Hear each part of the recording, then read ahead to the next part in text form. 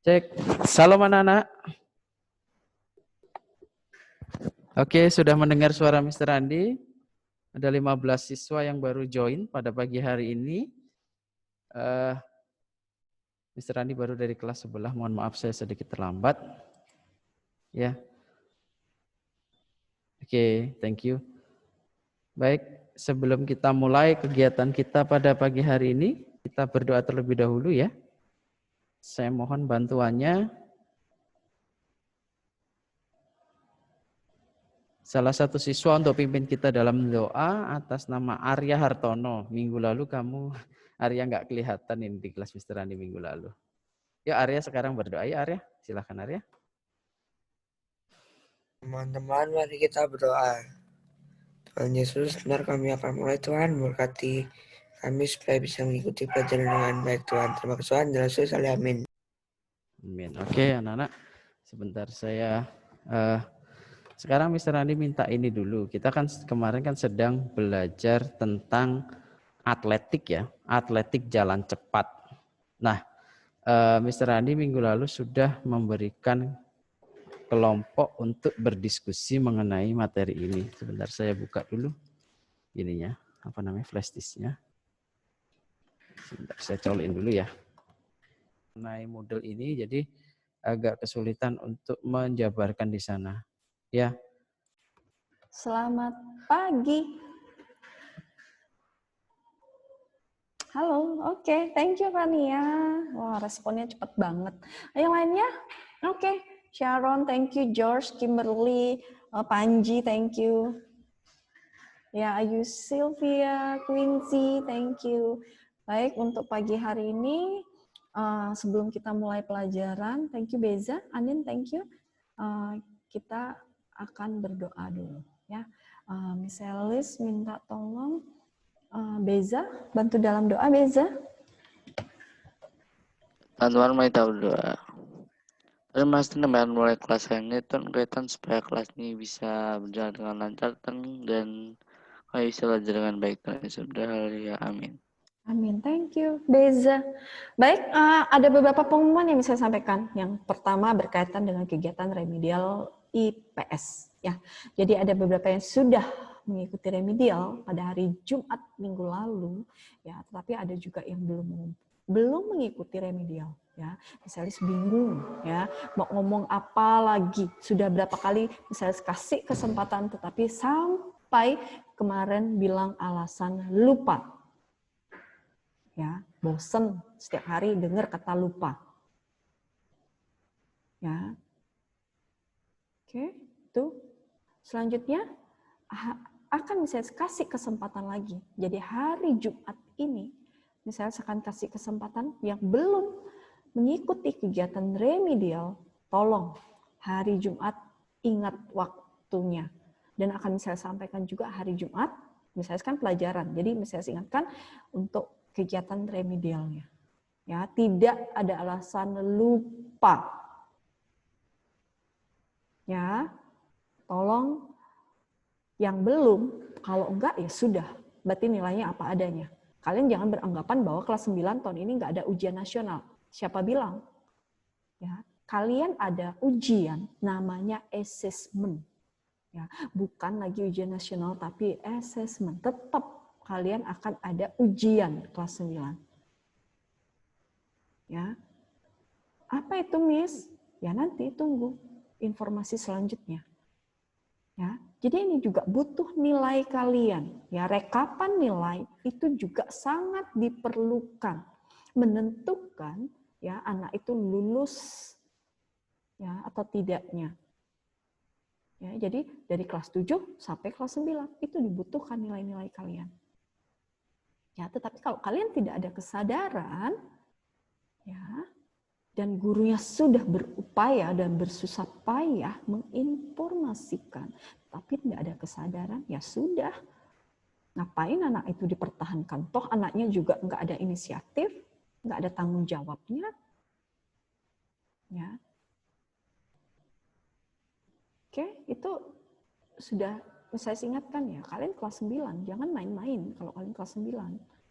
Ya. Jadi kayaknya gini ya, misalnya udah ingatin hari Jumat kemarin, udah misalnya ingatkan. Baru belajar kayak gini hari Jumat, terus nanti ingat ya sore ada remedial. Ada juga yang nggak ikut. Ya. Sudah dikasih batas waktu lama. Ya, kesempatannya juga lama. Kesempatannya itu 3 kali. Kalian bisa mencoba sampai 3 kali. Ya, sampai kesempatan pertama gagal, kesempatan kedua gagal, ada kesempatan ketiga. Ya. Cobalah dengar-dengaran ya. Misalnya kok perhatikan di sini juga anaknya ada ikut Zoom, tapi nanti tolong ikut, maksudnya perhatiin benar-benar. Ya. Nah, jadi yang merasa yang belum di sini, nggak usah misalnya bilangkan lagi, misalnya kesadaran diri kalian aja, nggak usah misalnya sebutkan, ya. Kesadaran untuk ikut kegiatan remedial. Itu yang pertama. Terus yang kedua, ada tugas KI 4 tentang perubahan sosial budaya. Ya, di kelas ini hanya ada beberapa yang sudah mengumpulkan dan sudah misalnya kasih nilai, sudah misalnya respon, ya. Itu sudah. Tapi ada juga yang belum kumpul sampai hari ini. Ya, misalnya kasih kesempatan lagi. Itu waktunya misalnya perpanjang. Silahkan. Sekarang kita pembelajarannya banyak menggunakan Moodle. Jadi kalian harus lebih aktif, sering-sering membuka Moodle. Ya. Itu, minta tolong ya, tugas KI 4. Ada belum semua. Ya, tolong yang belum silahkan kerjakan. Itu gampang, hanya cari cari aja artikel tentang perubahan sosial budaya. Sudah dapat, cari tinggal jawab. Jawabnya hanya berapa? Hanya 4 poin aja misalnya tanya dari situ. Artikelnya juga kalian beraneka ragam, macam-macam misalnya baca. Ya, ada yang pendek, ada yang banyak, ya. Kalau yang pendek ya udah singkat jawabnya. Ya. Itu ya misalnya apresiasinya luar biasa, tetapi yang sama sekali nggak ngumpulin, aduh. Ini mau gimana, bingung misalnya. Remit nggak ikut. Ya, terus tugas KI 4 belum. Kita udah mau penilaian akhir semester. Kalian penilaian akhir semester itu tanggal 30 November. Tinggal 2 minggu lagi. Ya. Penilaian akhir semester. Habis itu ada kegiatan remit. Habis itu jeda. Dan itu rapotan. Libur lagi kalian. Masuknya baru tahun ajaran. Tahun depan di semester 2. Ya, tahun depan kalian masuk tanggal 4 itu kalian sudah masuk. Ya. Nah, mulai dari tanggal 4 itu sudah mulai tahun depan itu kegiatan kelas 9 itu udah padat banget. Ya. Mungkin kalian sudah nanti udah jarang lagi dapat pelajaran-pelajaran yang di UN kan itu ya udah nggak ada lagi. Ya. Nah ini tolonglah kesadaran ya. Jadi nggak perlu lagi diingetin gurunya, diingetin wali kelasnya. Ya, kalau misalnya sharing sama teman-teman yang lain, teman guru-guru sama misternya, miss-missnya, kalau cerita sharing itu di kelasnya Miss Endah itu loh, ada anak yang memang nggak ada respon sama sekali. Ya kita gimana? Bingung ya. Sampai mister-mister atau guru-gurunya tuh misalnya sudah bingung juga mau gimana lagi. Ya, di Zoom udah diomongin. Ya, terus yang melalui wali kelas sudah ngerespon ke anaknya secara japri.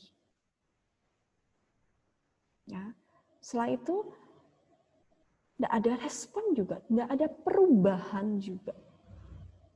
Ya, akhirnya wali kelas responnya ke orang tua. Ya, jadi tolonglah sama-sama kita kerjasama ya. Kerjasama, interaksi ya seperti ini. Jadi nggak mesti setiap hari itu misternya, missnya ngomel aja tiap hari. Ya, sebelum pembelajaran setiap hari ngomel aja. Misalnya juga bosen loh ngomel itu ya. ngomel, menjelaskan, menagih, nggak suka misalnya. Ya, nagih-nagih tuh nggak suka. Ya kayak gini nagih-nagih, tolong ya si A tugasnya, tolong ya, kayak apa? Padahal itu adalah kewajiban kalian. Tapi sampai harus ditagih. Ibaratkan punya utang, ya kan? Ibaratkan misalnya di sini kalian utang ya. Jadi seharusnya kalian yang bayar, misalnya kalian pinjam uang sama Miss Elis, kalian harusnya bayar dan mengembalikan ke Miss Elis. Tetapi bukannya kalian bayar, malah Miss Elis yang nagih, tolong dong bayar utangnya. Ya. Sampai seperti itu. Ya, ya ini karena nggak ada respon, nggak ada tanggapan, nggak ada apa istilahnya ya. Bingung mau ngomongnya. Ya, kalau memang ada kendala, Miss ada kendala, saya tidak bisa ikut Zoom, info ke wali kelasnya. Ya, nggak apa-apa. Ya, info ke wali kelasnya, nanti wali kelas akan infoin ke guru-guru yang lain. Si A tidak bisa ikut Zoom. Ya, nggak apa-apa. Di sini kita mengerti sama-sama karena pembelajaran seperti ini kita harus saling mengerti. Ya, kondisi, keadaan, semuanya harus mengerti. Ya. Jadi perlu kerjasama. Di sini guru-guru juga kita kerjasama. Jadi misalnya di kelas ini ada si A kendala jaringannya tidak baik, ya tidak bisa masuk melalui Zoom, maka wali kelas akan share di grup guru. Bapak Ibu minta tolong bantuannya, si A tidak bisa ikut, mohon maklum, harap maklum. Kita akan mengerti, kita tahu, oh si A ada trouble, ada masalah. Nggak apa-apa. Ya. Nah enak komunikasinya. Kalau seperti ini misalnya mau komunikasi sama kalian susah. Ya. Kadang misalnya gimana ya, bukannya misalnya nggak mau respon. Kadang misalnya kalian WA itu ada beberapa anak yang WA tapi males misalnya respon karena apa? Karena informasi yang sudah misalnya berikan sudah jelas. Ya, tetapi anaknya nggak dengar-dengaran. Kadang misalnya males nggak respon. Ya. Untuk apa lagi ya? Percuma. Misalnya sudah ngomong melalui Zoom, ngomong lagi lewat WA. Tapi anaknya nggak ada perubahan juga. Untuk apa? Ya kan?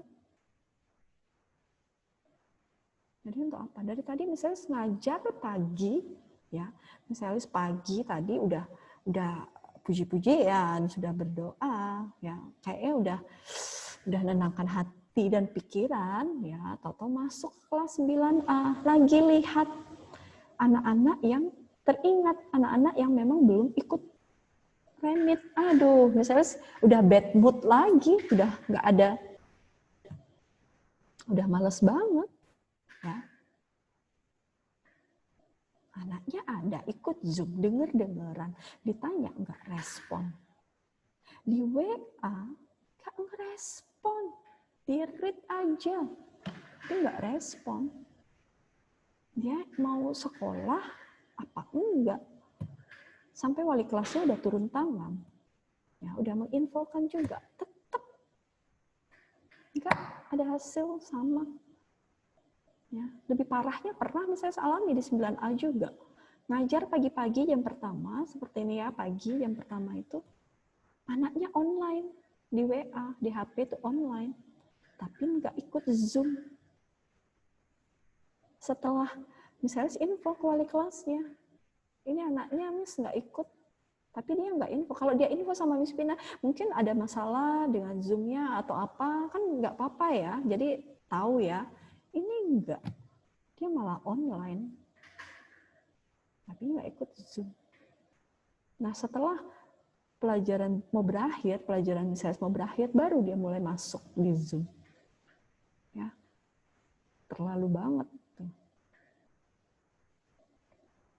Ya, nah contoh banyak ya anak-anak itu contoh. Memang kita kendala. Ya, pembelajaran daring ini banyak sekali kendalanya. Tetapi bagaimana kita harus bisa menyikapi, ya, biar misalnya tahu juga kendalanya, kalian juga harus menginformasikan pada wali kelas. Ya, jadi guru-guru tahu, oh kendala anaknya seperti ini. Kalau tidak ada informasi dan tidak ada omongan, mana tahu guru yang mengajar nggak tahu, pasti akan kemana sih dia, kok nggak ikut Zoom, kok dia nggak ngumpulin tugas, kok dia nggak ngerespon. Nah, sama seperti itu. Ya. Tetapi kalau kalian ada feedback yang baik, pasti gurunya juga sama. Berarti feedbacknya juga baik. Oh, anaknya seperti ini. Oh, anaknya ini. Nggak apa-apa. Ada trouble. Kan ketahuan. Ya. Jadi kita sama-sama perlu interaksi. Ya. Sekarang zaman modern loh, anak-anak. Teknologi sudah maju.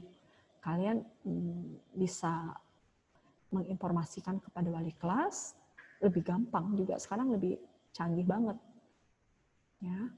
Nah, ini contoh ya, respon yang penting itu adalah respon ya. Kalian juga sama, jika kalian cerita, ngobrol, terus teman-teman kalian tidak menghargai kalian ya, tidak ada respon yang baik dari teman-teman kalian juga pasti akan merasa nggak nyaman ya. Sama seperti misalnya juga sama ya. Saya juga kalau nggak ada respon yang baik, aduh, kayaknya nggak semangat, ya. Jadi itu aja pesannya Miselis. Nanti saya akan kasih kesempatan lagi, ya, yang bagi yang belum remedi hari Jumat Miselis kasih kesempatan lagi. Itu ada 3 kali kesempatan, kalian bisa mencoba sampai mendapat nilai yang tuntas. Ya. Nah, untuk KI 4 di modelnya perubahan sosial budaya, di situ Miselis perpanjang lagi waktunya. Ya, sampai minggu depan. Itu ada kesempatan kalian untuk perbaikan, kesempatan kalian untuk mengumpulkan tugas, ya. Akan Miselis perpanjang waktunya. Sampai benar-benar anaknya Miselis semuanya di kelas ini 9A, 9B dan 9C semua benar-benar mengumpulkan tugas. Dan benar nilainya ada. Ya. Gimana caranya? Semuanya harus mendapatkan nilai. Ya, kalian sekolah mahal, biaya sekolah mahal, ya. Jadi kalian juga harus tanggung jawab, ya kan? Orang tua biayain sekolah udah mahal, ya kalian salah satunya tanggung jawabnya dengan cara belajar. Ya. Tunjukkan selain dengan cara belajar apa? Ya, misalnya ada tugas, ada apapun yang diberikan dari guru, misternya, ibu, bapak, ibu, guru semua, tugas yang dikasih, kerjakan. Ya, kalau nggak bisa, kerjakan. Tanya sama Miss Elis. Atau tanya sama guru-guru lain yang bersangkutan, atau pada saat mata pelajaran yang diempu. Ya, misalnya senang, ya kemarin juga ada yang nggak, banyak yang bertanya, Miss saya nggak ngerti tugas proyeknya apa. Misalnya jelaskan, mereka oh iya, ngerti. Miss, kalau cari artikel yang ini boleh nggak? Ya, kan jadi enak ya. Jadi ada respon, ada tanya jawab seperti ini, saya lebih senang. Ya, daripada kalian diam-diam, ya, mengerjakan, tapi nggak tahu salah. Tapi ada memang, kalau memang kalian sudah mengerti, memahami, nggak masalah, silakan. Ya, toh misalnya lihat juga nilainya di sini bagus-bagus, ya. Cari artikel yang bagus, menjawabnya juga sudah bagus, berarti sudah paham, nilainya bagus-bagus. Ya, ya misalnya kasih feedback, misalnya ada yang kurang, misalnya kasih feedbacknya sedikit, ya. Jadi biar bisa untuk memicu kalian, menambah semangat kalian untuk mengerjakan tugas. Ya mungkin itu aja infonya misalnya, berarti ada kegiatan remedial, ada tugas di KI 4 yang belum mengumpulkan, misalnya tunggu, ya masih ada kesempatan dan masih panjang waktunya, ya silakan nanti dibuka modelnya. Ya, oke, untuk itu aja pesannya misalnya. Untuk hari, iya ada yang mau ngomong? Saya mau nanya. Beza. Yang KI 4 itu kan ada 4 soal kan. Itu jawabannya itu nggak harus panjang-panjang ya? Tidak harus Beza. Intinya aja. Iya, tergantung artikel yang Beza cari. Ya. Oh iya. Iya, jadi Beza cari artikel tentang apa, berarti dijawab sesuai dengan artikel yang Beza cari. Ya, itu aja. Oke, kalau misalnya artikelnya pendek, kalian lebih jelas intinya lebih dapat dan mengena, pasti nilainya baik. Oke, thank you Beza. Ya, untuk yang lainnya juga sama. Misalnya persilahkan ya cari artikelnya aja, apa aja artikel bebas ya, tetapi tentang perubahan sosial budaya. Ya, kayaknya yang kemarin misalnya baru cek Fania yang terakhir baru nilai, baru mengumpulkan tugas ya. Misalnya cek Fania juga udah misalnya kasih nilai ya Fania, nanti bisa dicek modelnya. Itu juga bagus artikel yang Fania cari ya. Untuk menjawabnya juga sudah mengena dari artikel yang Fania ambil.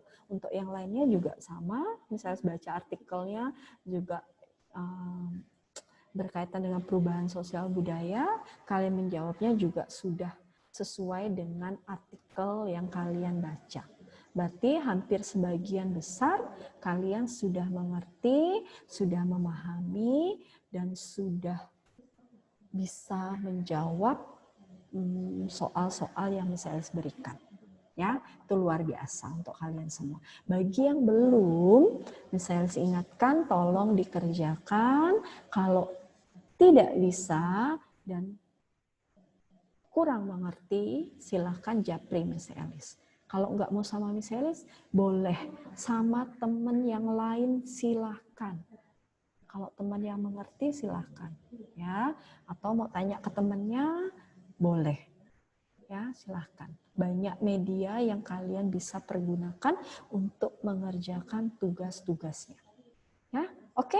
Kalau tidak ada pertanyaan, misalnya saya akan lanjutkan materi kita ya tentang globalisasi. Oke, sebentar.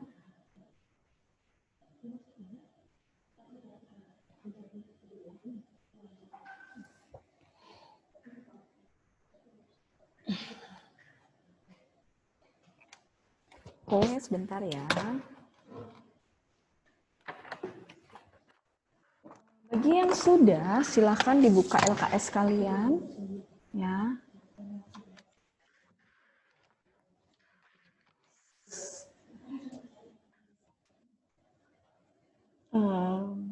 Ini ada ya, bentar. Miss Enda, mouse-nya bermasalah.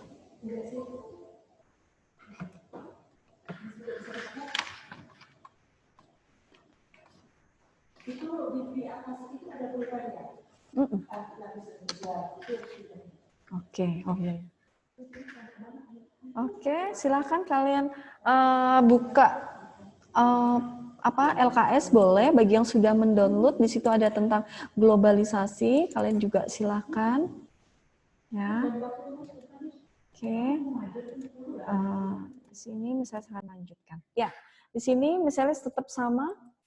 Ya, Miss Elis akan ngambil materinya dalam bentuk PDF karena yang kemarin itu tulisannya belum masih kecil ya, belum sempat misalnya serubah di PowerPoint-nya, tapi di sini misalnya saya akan lihat di PDF-nya, jadi mungkin lebih jelas ya. Minggu lalu sudah misalnya jelaskan tentang apa itu globalisasi. Jadi globalisasi itu adalah proses yang mendunia. Ya, di sini ada juga pakar dari Selo Sumarjan, seorang tokoh pendidikan atau pemerintah dan sosiologi, ini mengatakan globalisasi itu adalah terbentuknya sistem organisasi dan komunikasi antar masyarakat dunia. Jadi sama. Jadi kurang lebihnya kita bisa berinteraksi, bisa berkomunikasi dengan siapapun. Dari belahan dunia manapun, dengan negara manapun, dari benua manapun, kita bisa berkomunikasi. Nah, itu adalah namanya globalisasi. Ya, itu pengertiannya. Sudah bisa saya jelaskan tentang pengertian. Selanjutnya, saya akan menjelaskan tentang bentuk globalisasi dalam berbagai bidang kehidupan. Ini banyak sekali. Ya, yang pertama ada bidang budaya, yang kedua bidang komunikasi, ketiga bidang ekonomi, keempat bidang iptek, 5 bidang transportasi, 6 bidang politik. Kita akan bahas satu persatu bentuk-bentuk globalisasi dalam berbagai bidang. Yang pertama adalah bidang budaya. Ya, kalian bisa lihat di sini adalah namanya bidang budaya. Ini mempermudah terjadinya percampuran budaya lokal ya dengan budaya asing melalui akulturasi, asimilasi dan difusi. Nah, ini adalah pengaruh globalisasi dalam bidang budaya. Jadi percampur budaya dari luar bisa masuk ke budaya Indonesia. Atau sebaliknya, budaya Indonesia bisa dibawa keluar ke negara-negara lain. Ya. Nah, itu adalah budaya. Ya. Nah, di sini percampuran ini melalui banyak caranya. Dengan cara apa? Yang pertama melalui akulturasi. Misalnya sudah jelaskan tentang perubahan sosial budaya. Apa itu akulturasi? Akulturasi itu adalah percampuran dari berbagai budaya, tetapi budaya aslinya tetap dipertahankan. Ya, itu adalah akulturasi. Nah, asimilasi adalah percampuran dari banyak budaya. Budaya A, budaya B. Masuk nih, bercampur dia, gabung menjadi satu. Sehingga melahirkan budaya baru. Itu adalah asimilasi. Ya, nah ini. Jadi pengaruh globalisasi dalam bidang budaya itu karena ini adanya terjadinya percampuran dari budaya luar masuk ke budaya kita atau sebaliknya. Ya, nah ini dalam bidang budaya. Nah, kalian ketahui bahwa di sini juga apa? Banyak dipengaruhi, banyak sekali pengaruhnya dalam bidang budaya. Contohnya melalui televisi, surat kabar, radio ataupun internet. Ya, ini pengaruhnya luar biasa. Ya, jadi kita lebih gampang, lebih tahu. Oh, ada televisi nih. Oh, ada berita tentang girl band Korea. Ya, terus tentang boy band Korea. Kita tahu melalui televisi, bukan hanya televisi tapi dari internet juga. Ya, banyak sekali. Radio, ya mungkin kalian jarang sekali mendengar radio, ya misalnya juga sama tidak pernah mendengarkan radio. Tapi kalau kita di dalam mobil pasti akan selalu mendengar radio, ya berita-berita terhit ya yang diinformasikan melalui radio. Nah itu adalah contoh globalisasi ya masuk melalui bidang budaya. Ya sampai di sini ada pertanyaan, anak-anak? Oke, kalau tidak ada pertanyaan, Miss Elis lanjutkan. Ya. Selanjutnya dalam bidang komunikasi. Bagaimana pengaruh globalisasi dalam bidang komunikasi? Nah ini contoh. Miss Elis sama kalian, ini adalah contoh interaksi, contoh komunikasi. Ya, komunikasi kita walaupun tidak bertatap secara langsung, tetapi kita melalui media Zoom. Ya. Nah ini contoh pengaruh dari adanya globalisasi dalam bidang komunikasi. Ya, Zoom ini pengaruh globalisasi anak-anak. Ya, teknologi dengan adanya komunikasi berarti mempermudah kita ya berinteraksi, mudah kita menyampaikan pesan ya dari satu ke yang lain. Ya. Jadi mempermudah juga manusia, membantu manusia. Ya. Ini adalah dampak dari globalisasi bidang komunikasi. Ya. Melalui gadget handphone itu juga sekarang pengaruh dari komunikasi anak-anak. Pengaruh dari globalisasi. Ya. Gadget masuk ke Indonesia. Dulu masih simpel ya, kalian mungkin bisa search ya, cari, kita udah belajar tentang perubahan sosial budaya. Ya, cari teknologi di awal ya. Itu gadgetnya masih simpel, masih sederhana, belum bisa video call. Ya. Terus belum ada fitur-fitur yang bagus. Belum ada kamera. Saya masih ingat handphone dulu itu belum ada kamera. Hanya bisa apa? Telepon sama SMS. Ya, belum ada gambar-gambar. Ya, masih sederhana banget. Nah, Dengan adanya kemajuan teknologi, terus adanya pengaruh globalisasi, berkembang semua. Gadget mulai berkembang, mulai ada fitur-fitur baru, mulai ada aplikasi baru, mulai keluar desain terbaru. Ya, banyak. Nah, itu adalah mempermudah manusia untuk berkomunikasi. Ya, nah itu contoh dalam bidang komunikasi. Ya, sampai di sini ada pertanyaan? Oke, kalau tidak ada pertanyaan, misalnya selanjutkan. Selanjutnya, dalam bidang ekonomi, bagaimana globalisasi itu pengaruhnya terhadap bidang ekonomi? Kita lihat lagi. Ya, ini contohnya ada dalam kegiatan ekspor dan impor. Ya, itu bidang ekonomi, ekspor dan impor. Ekspor berarti kita mengirimkan barang keluar. Impor kita mendatangkan barang dari luar ke dalam. Nah, ini pengaruh globalisasi. Komunikasi. Ya. Kalian bayangkan jika Indonesia, kita ambil negara kita, Indonesia tidak ada kegiatan ekspor dan impor atau dalam bidang ekonomi, kalian bayangkan apa yang terjadi dengan negara Indonesia. Ya, kita nggak bisa beradaptasi dengan negara lain, kita tidak berkomunikasi dengan negara lain, kita tidak bisa maju. Ya, kita negara yang tertutup, yang tidak mau menerima perubahan, yang tidak mau menerima globalisasi. Ya.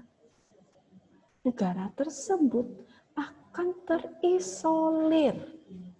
Negara tersebut akan tertutup, tidak maju-maju, tidak berkembang. Nah ini, kalian lihat pengaruhnya ekspor dan impor. Ya, membawa perubahan untuk memenuhi kebutuhan ekonomi dalam suatu negara tersebut. Ya. Contoh kalian lihat, bayangkan kalau nggak ada kegiatan ekspor ya, kita apalagi misalnya mau Idul Fitri, apa akhir tahun seperti ini ya, kebutuhan manusia itu pasti meningkat, anak-anak. Meningkat akhir tahun ya, kebutuhan akan daging atau kebutuhan akan ikan itu pasti banyak banget karena orang akan mengadakan party, ya kan.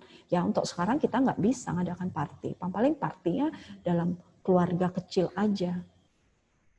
Ya, itu butuh daging, pasti mau barbecue, ya kan? Banyak ya kebutuhan. Karena kebutuhan itu meningkat, jadi maka akan dilakukan kegiatan ekspor dan impor, mendatangkan suatu barang atau mengirimkan barang ke luar negeri untuk kebutuhan ekonomi dalam suatu negara tersebut, meningkatkan pendapatan, meningkatkan ekonomi dari negara tersebut. Nah ini contohnya pengaruh dari globalisasi dalam bidang ekonomi. Ya. Oke, selanjutnya, kalau tidak ada pertanyaan, bagaimana dalam bidang iptek? Nah, ini beda lagi. Ya, iptek, ilmu pengetahuan dan teknologi. Ya, bayangkan teknologi di dunia itu terus mengalami perkembangan, terus mengalami peningkatan. Ya, akan terus berkembang. Tidak akan stuck sampai di situ. Dia akan terus maju. Dunia itu akan berkembang terus dengan adanya teknologi. Teknologi itu membantu membawa perubahan besar dalam kehidupan manusia. Ya, banyak contoh, ya, gadget terutama, ya, terus mesin-mesin, ya, yang mempermudah manusia. Nah ini adalah iptek. Ya, berarti menghasilkan produktivitas tinggi. Ya, kalian bayangkan, ya ini membawa perubahan yang sangat besar, bukan hanya dalam suatu negara, tetapi seluruh negara, seluruh dunia, ya membawa pengaruh perubahan yang sangat besar dalam bidang iptek. Ya, bukan hanya gadget, misalnya apa lagi? Alat transportasi juga kalian bisa tahu. Ya, pesawat terbang. Ya, dulu orang mau kemana-mana dengan cara berjalan kaki, ya menempuh perjalanan yang cukup lama. Ya, tetapi sekarang dengan adanya pesawat terbang, semua lebih singkat. Ya, kerja kita semakin cepat, produktivitas kita semakin tinggi. Hari ini mau ada kegiatan, meeting atau apa di Jakarta misalnya, hari ini kita terbang, ya terbang ke Jakarta. Ya, sore kita bisa pulang, sudah sampai lagi di Bali. Nah itu ya kemajuan iptek, ya produktivitas manusia semakin tinggi. Ya, nah ini adalah pengaruh globalisasi dalam bidang iptek. Sampai di sini ada pertanyaan anak-anak? Ada pertanyaan? Oke, kalau tidak ada pertanyaan saya lanjutkan. Ya, dalam bidang iptek sudah. Nah, sekarang dalam bidang transportasi. Bagaimana dalam bidang transportasi? Sama. Ya, globalisasi membawa pengaruh yang besar dalam bidang transportasi. Bukan hanya bidang iptek, tapi transportasi juga membawa pengaruh yang sangat besar. Membawa perubahan dalam masyarakat, membantu manusia. Ya, meringankan pekerjaan manusia. Membuat semua lebih cepat. Ya. Apa? Dengan apa? Adanya sarana, adanya prasarana yang lengkap. Ya. Kualitas transportasi kita juga meningkat, baik darat, laut, maupun udara. Ya. Kalau kalian lihat di darat, sekarang ya, prasarana dan sarananya, sarana itu adalah apa? Benda yang bergerak. Prasarana itu adalah benda yang tidak bergerak. Prasarananya adalah jalan. Sarananya mobil, kereta api, MRT. Ya. Nah, itu adalah sarana. Ya. Sarana itu yang benda bergerak. Kalau prasarana itu benda yang tidak bergerak. Jadi ada jalan, jalan itu prasarana. Ya. Sarananya mobil. Prasarana kereta api, sarananya rel kereta api, prasarana sarananya kereta api. Nah, itu mendukung. Ya, mendukung sarana dan prasarana itu saling mendukung. Ya, jadi mempermudah, mempercepat. Ya. Jadi sekarang kalian lihat banyak kendaraan atau mobil-mobil atau bus sekarang yang sudah bagus-bagus, ya. Sudah cepat perjalanan dengan jalannya juga yang baik, yang mulus, ya sudah lengkap. Jadi membantu manusia, mempermudah manusia, ya meringankan pekerjaan manusia. Ya, melalui jalur laut juga sama. Ya, laut dulu mungkin hanya menggunakan perahu, ya atau kapal-kapal kecil yang belum ada mesin. Tetapi sekarang kalian lihat, ya sarana laut, transportasi lautnya sekarang sudah lebih canggih. Ya, kapal-kapal besar, ya bukan dengan digerakkan tenaga manusia lagi, didayung atau dengan tenaga manusia, tapi dengan tenaga mesin. Ya, sudah lebih cepat.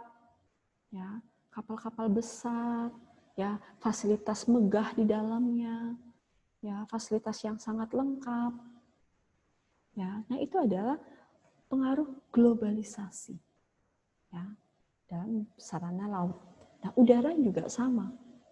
Ya, dulu belum ada ya pesawat-pesawat besar itu belum, masih pesawat-pesawat kecil dengan baling-balingnya. Jadi masih ingat ya, memang ada pesawat yang di daerah yang memang tidak bisa menggunakan pakai pesawat jet, jenis jet, tapi dia hanya bisa menggunakan baling-baling atau ART ya, ART. Jadi dia hanya bisa menggunakan baling-baling aja. Ya, daerah-daerah tertentu yang menggunakan baling-baling. Nah, itu beda ya. Biasa kalau hanya baling-baling memang terbatas, waktunya terbatas ya, kecepatannya juga terbatas, tetapi dengan mungkin daya tampungnya juga sangat sedikit, tetapi dengan adanya sekarang ada yang globalisasi, mau pesawat-pesawat modern, pesawat-pesawat jet, pesawat dengan kapasitas yang sangat besar. Ya. Nah, ini juga sudah membawa perubahan bagi manusia dalam bidang transportasi. Ya, pengaruh adanya globalisasi. Nah, ini salah satu contoh. Mobil-mobil sekarang sudah canggih-canggih, ya. Sudah keluaran terbaru, mobil-mobil yang dengan kecepatan tinggi sudah ada. Ya, desainnya yang sudah bagus, ya, warnanya yang sudah menarik, fitur-fitur di dalamnya sudah baik, ya. Didesain untuk Untuk keselamatan manusia. Mungkin resikonya misalnya terjadi kecelakaan, orang yang di dalamnya bisa selamat, ya. Sudah banyak teknologi yang digunakan. Nah, ini adalah semua pengaruh dari adanya globalisasi dalam bidang transportasi. Ya. Oke, sampai di sini ada pertanyaan tentang bidang transportasi? Oke, kalau tidak ada pertanyaan bisa lanjutkan. Kalau ada pertanyaan bisa melalui forum chat, ya. Bisa lanjutkan dalam bidang politik. Dalam bidang politik gimana? Ya sama. Ya. Nah, dalam bidang politik, perkembangan globalisasi itu dapat terlihat peningkatan hubungan kerjasama antar negara yang terjalin dalam berbagai bidang. Ya, bisa bidang politik, bisa bidang sosial, bisa bidang ekonomi, bisa bidang budaya. Nah, ini semua masuk dalam bidang politik. Ya, meningkatkan hubungan kerjasama. Ya. Jadi setiap negara dengan adanya globalisasi, mereka bisa menjalin hubungan kerjasama dengan negara manapun. Ya. Indonesia mau menjalin hubungan kerjasama dengan Arab, gampang, bisa, malah harus, ya. Ya. Kedua belah pihak menguntungkan, itu dalam bidang politik, mencari keuntungan dari kedua belah pihak negara. Ya, contohnya Indonesia dengan Arab, contohnya apa sih kerjasamanya? Misalnya dalam naik haji, umroh, ya. Nah, itu adalah contoh kerjasama. Ya, menjalin hubungan. Ya, kita perlu, ya, bukan hanya negara aja. Kalian juga perlu menjalin hubungan kerjasama dengan Miss Alice. Miss Alice juga menjalin hubungan kerjasama dengan kalian. Kita sama-sama saling berhubungan. Ya. Kerjasama kita perlu. Ya. Di sini Miss Alice mengajar, kalau nggak ada kalian, nggak bisa Miss Alice mengajar. Ya. Kalian juga sama. Kalian tapi nggak ada misternya, nggak ada missnya, nggak ada gurunya, nggak bisa juga.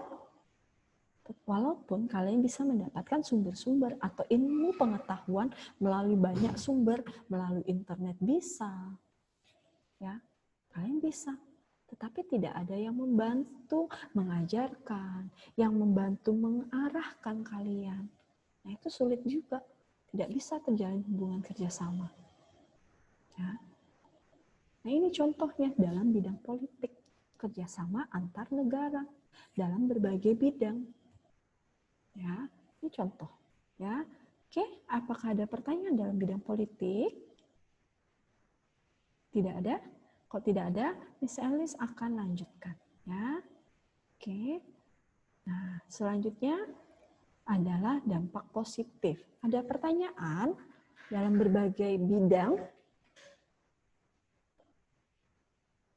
Ada pertanyaan? Tidak ada. Kalau tidak ada pertanyaan, saya akan lanjutkan dampak positif globalisasi terhadap perubahan sosial budaya bangsa.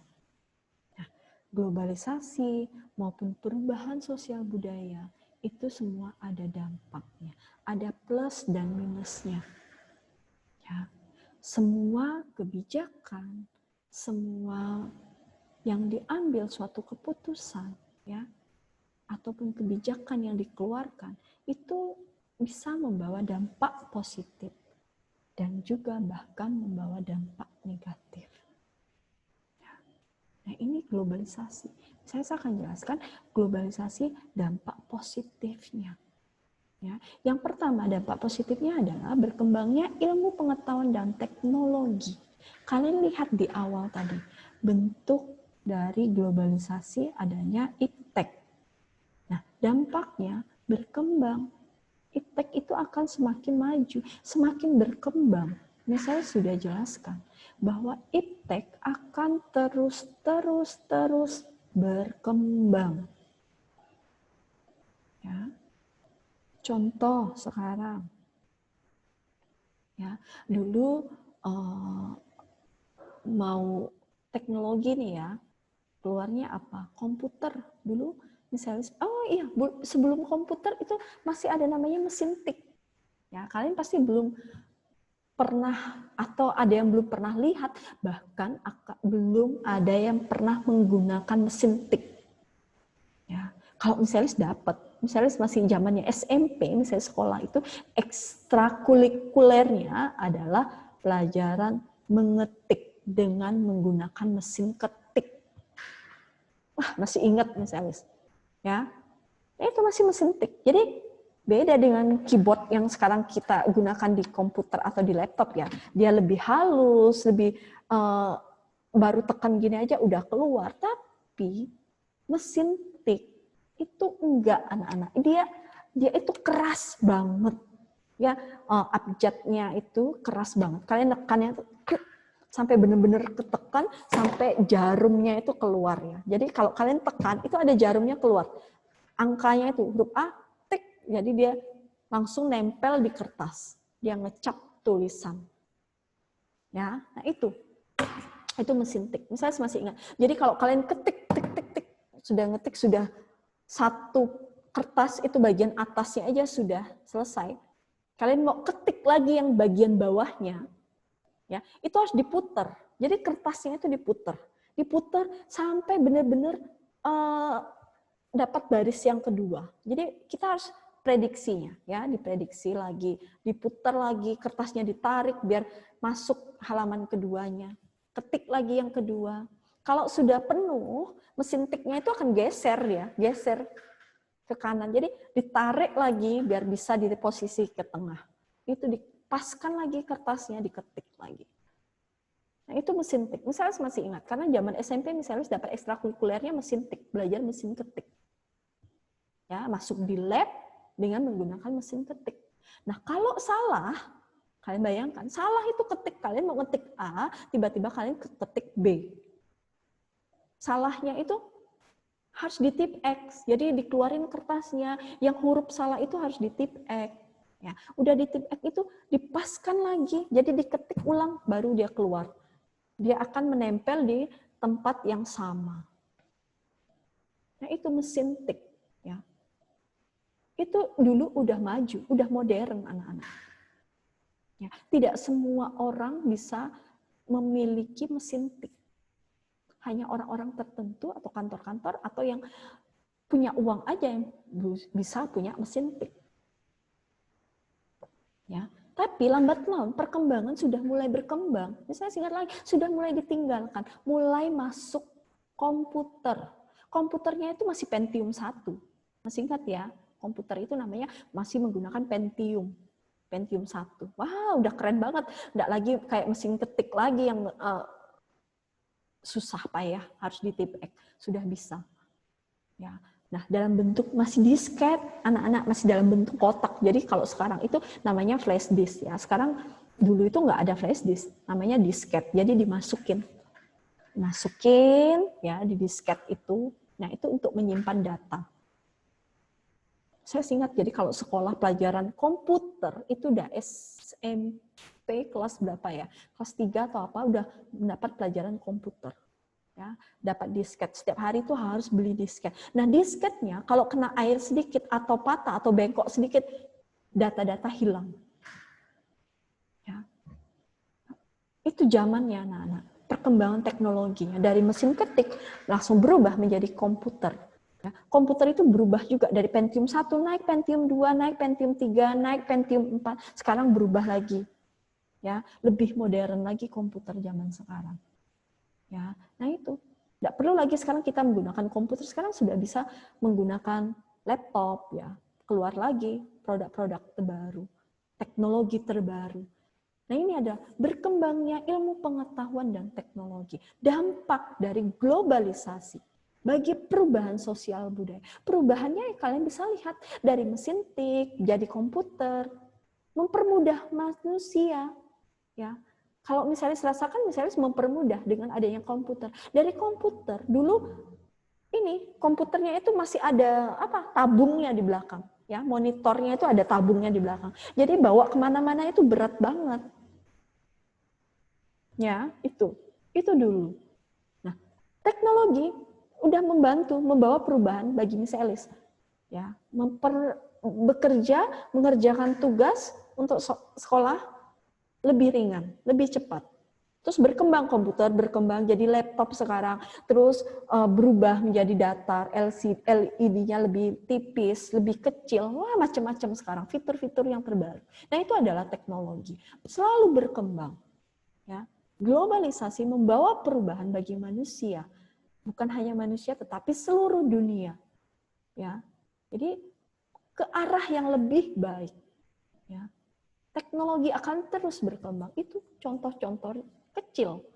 Ya. Terus yang kedua, efisien dan efektivitas dalam kehidupan masyarakat itu juga sama. Dengan adanya globalisasi, pekerjaan manusia menjadi lebih efisien, lebih efektivitas, lebih cepat, ya, mempergunakan waktu lebih singkat. Ya. Contohnya apa? Misalnya mau ngirim email, ngirim surat, nggak perlu lagi kita menunggu lama-lama datang ke kantor pos sekarang. Nggak perlu. Sekarang via handphone atau via email, send, tinggal kirim, sudah sampai. Dapat berita-berita atau apapun. Ya. Efisien, efektivitas kita lebih cepat. Ya, nah itu dampak dari globalisasi. Yang ketiga, perekonomian negara meningkat. Nah itu sudah pasti dan sudah jelas. Ya, dengan adanya globalisasi, dengan adanya kerjasama, dengan adanya interaksi dengan negara-negara lain, maka perekonomian suatu negara tersebut akan semakin meningkat. Ya, melalui apa, Miss? Dengan ada kegiatan ekspor dan impor. Nah, ekspor dan impor itu membawa kemajuan bagi negara tersebut, membawa keuntungan, ekonomi suatu negara meningkat, ya, pendapatan suatu negara meningkat, ya, bisa meningkatkan kesejahteraan, ya, ekonomi meningkat, berarti pembangunan dalam negeri juga akan meningkat, masyarakat juga akan semakin meningkat, sejahtera.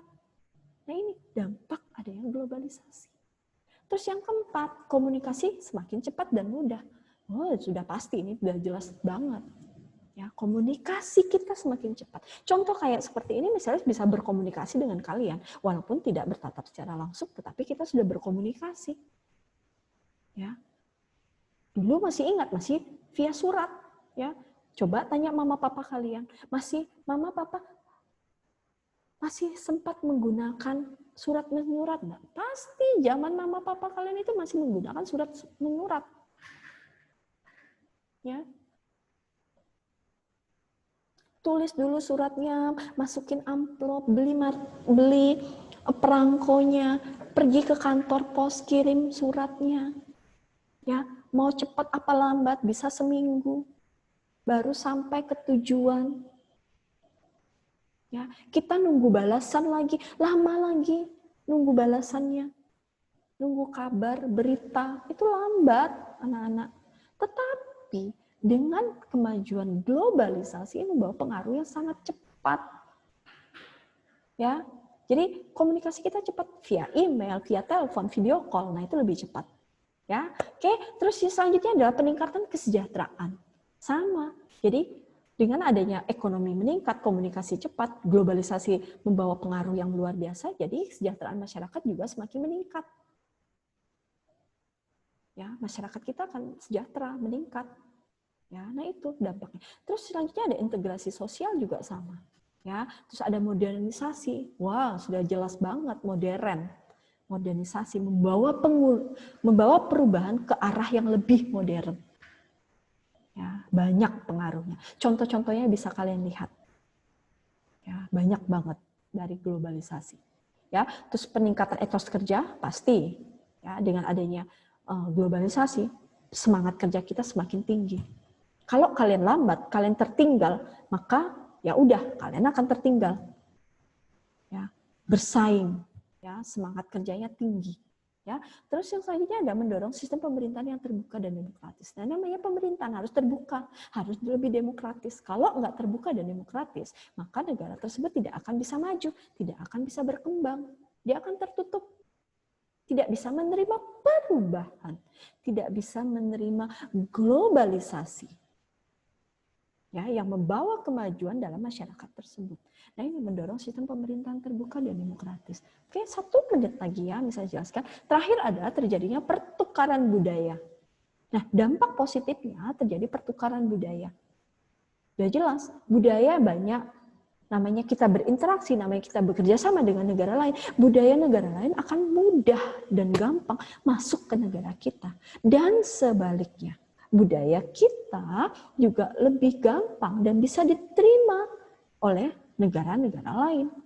Ya, banyak contoh-contoh budaya, tari-tarian, ya, alat musik, pakaian adat, alat tradisional. Ya, itu adalah budaya, peninggalan, warisan budaya. Negara lain juga banyak budayanya yang bisa kita terima di Indonesia. Nah, ini adalah terjadinya pertukaran budaya yang membawa perubahan pada sosial budaya masyarakat. Ya, dampak adanya globalisasi. Sampai di sini ada pertanyaan? Waktunya sudah habis, sudah lewat 1 menit. Ada pertanyaan? Kalau tidak ada pertanyaan, nanti hari Jumat akan bisa lanjutkan tentang dampak negatif dari globalisasi. Ya, oke. Kalau tidak ada pertanyaan, tidak ada ini, Miss Alice akhiri untuk pelajaran kita hari ini. Ya, Miss Alice minta tolong 1 orang, Ido, bantu dalam doa. Ido, bisa? Oke, Ido belum ada respon. Panji, bisa bantu dalam doa, Panji? Ya, Min. Iya, silakan. Teman-teman, mari kita berdoa. Tuhan Yesus, sekarang kami akan istirahat. Tuhan, berkati kami supaya kami bisa mengikuti pembelajaran setelah istirahat ini, Tuhan. Dalam nama Tuhan Yesus, haleluya, amin. Amin. Terima kasih semuanya. Tuhan Yesus memberkati.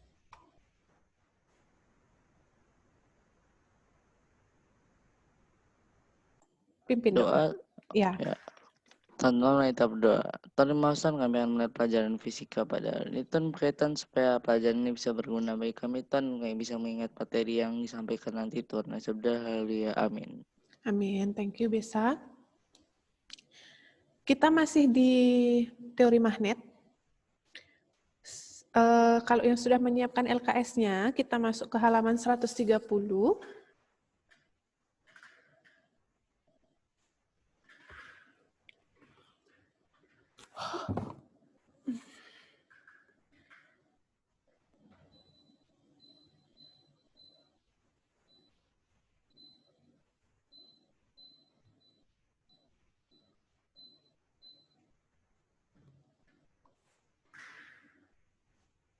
Oke, di halaman 130 kita lanjutkan, kemarin sudah belajar tentang gaya Lorentz.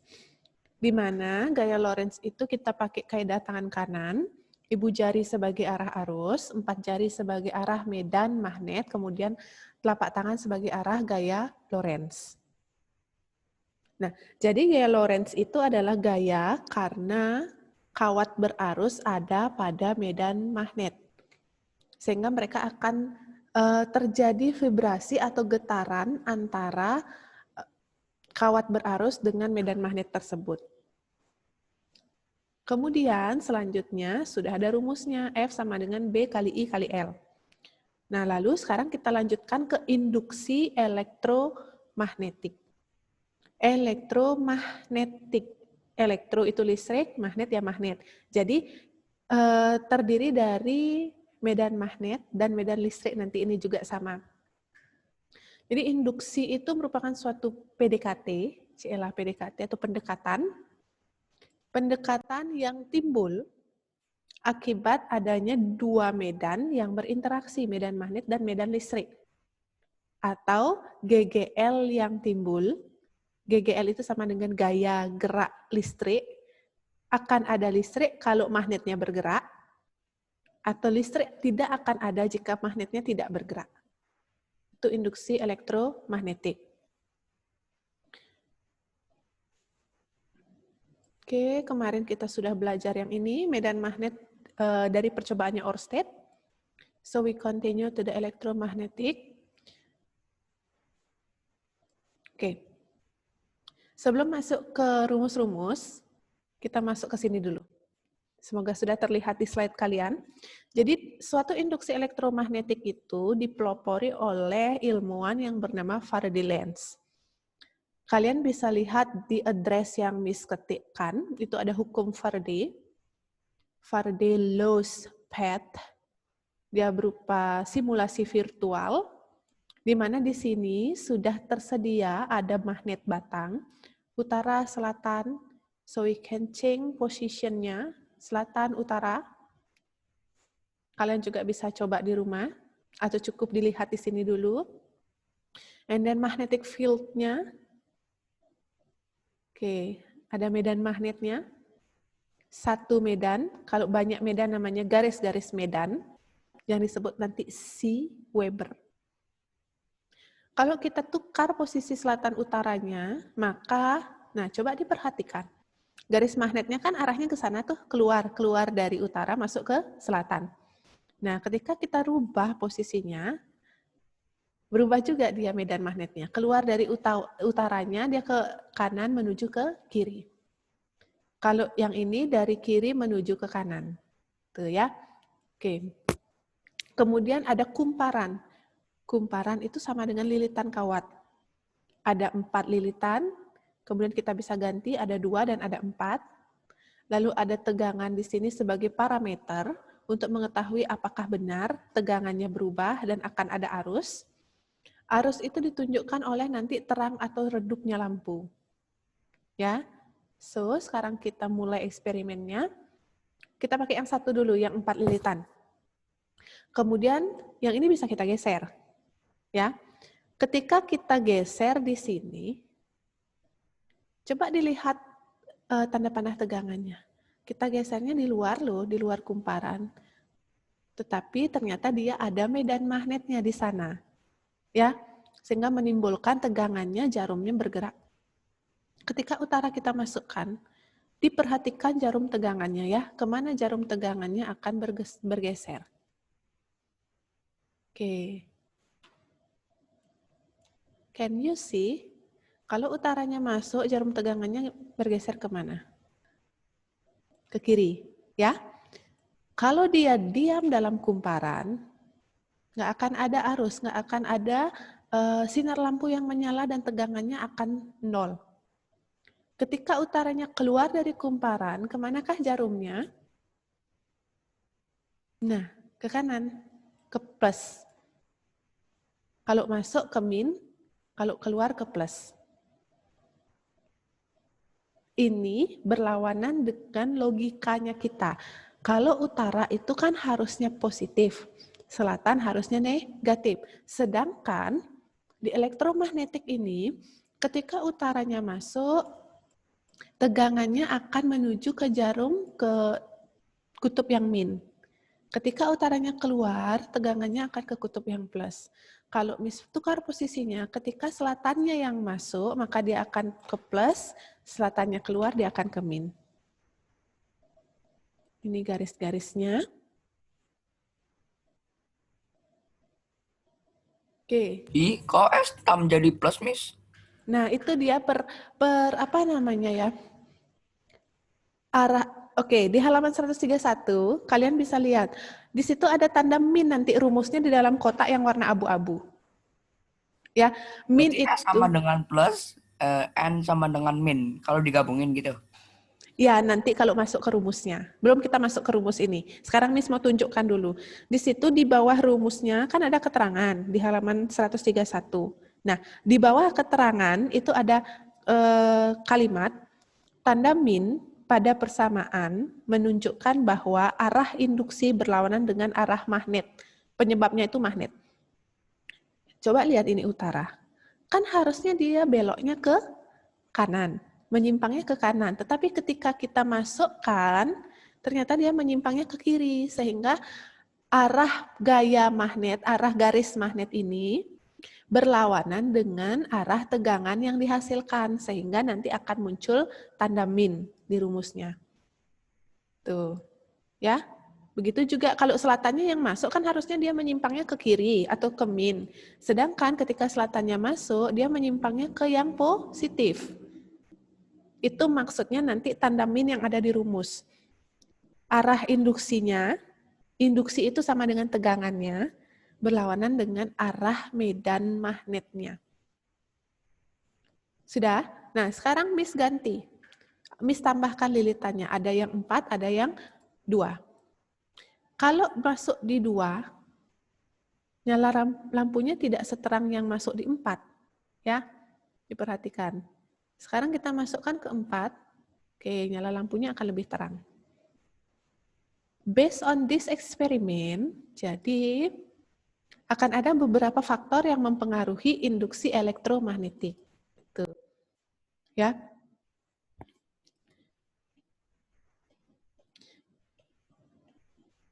Ya.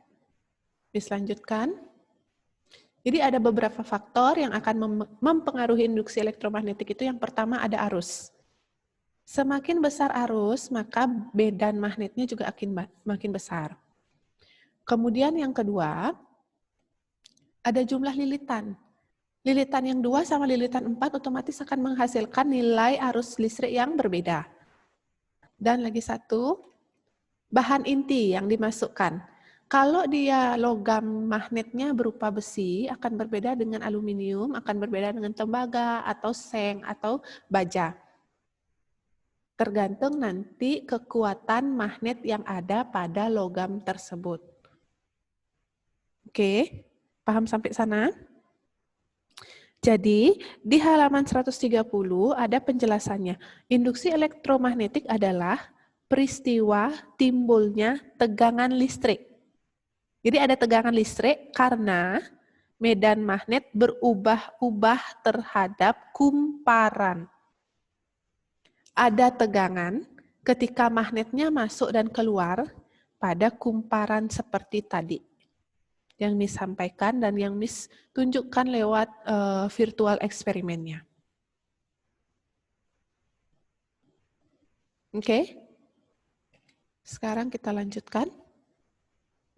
Nah, sebelum masuk ke rumus, jadi ada beberapa alat yang menggunakan prinsip-prinsip elektromagnetik. Jadi dia memanfaatkan listrik, iya, memanfaatkan magnet juga iya. Yang pertama sudah pasti alat pengangkat benda dari besi. Sorry. Jadi dia pakai listrik ya, ada magnetnya juga ya, sehingga memudahkan untuk melakukan pekerjaan. Itu yang pertama. Kemudian yang kedua, sorry suaranya agak mengganggu sedikit. Ada bel listrik. Jadi di bel listrik ini dia sebenarnya komponennya, nah terdiri dari ada baterai, ada saklar ketika kita mencet bel. Kebanyakan dari kalian pasti rumahnya ada belnya. Kemudian jangkar besi lunak. Oke.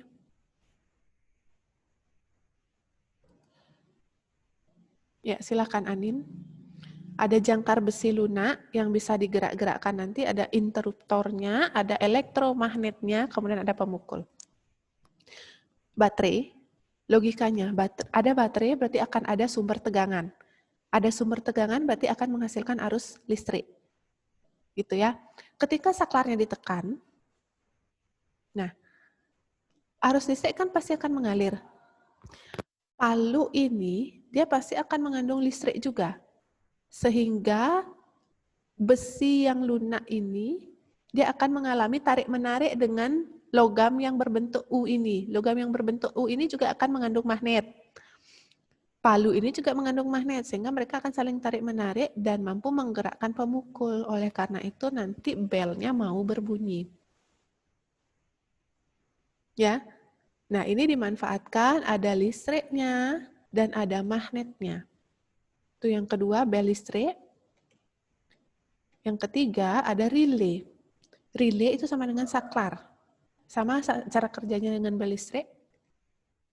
Kemudian ada dinamo AC, ada dinamo DC, ada dinamo sepeda. Ini berbeda ketiganya. Dinamo AC, alternating current, artinya dia nanti menghasilkan tegangan yang bolak-balik sifatnya. Dia punya alat pemutar berupa cincin luncur. Cincinnya ada 2.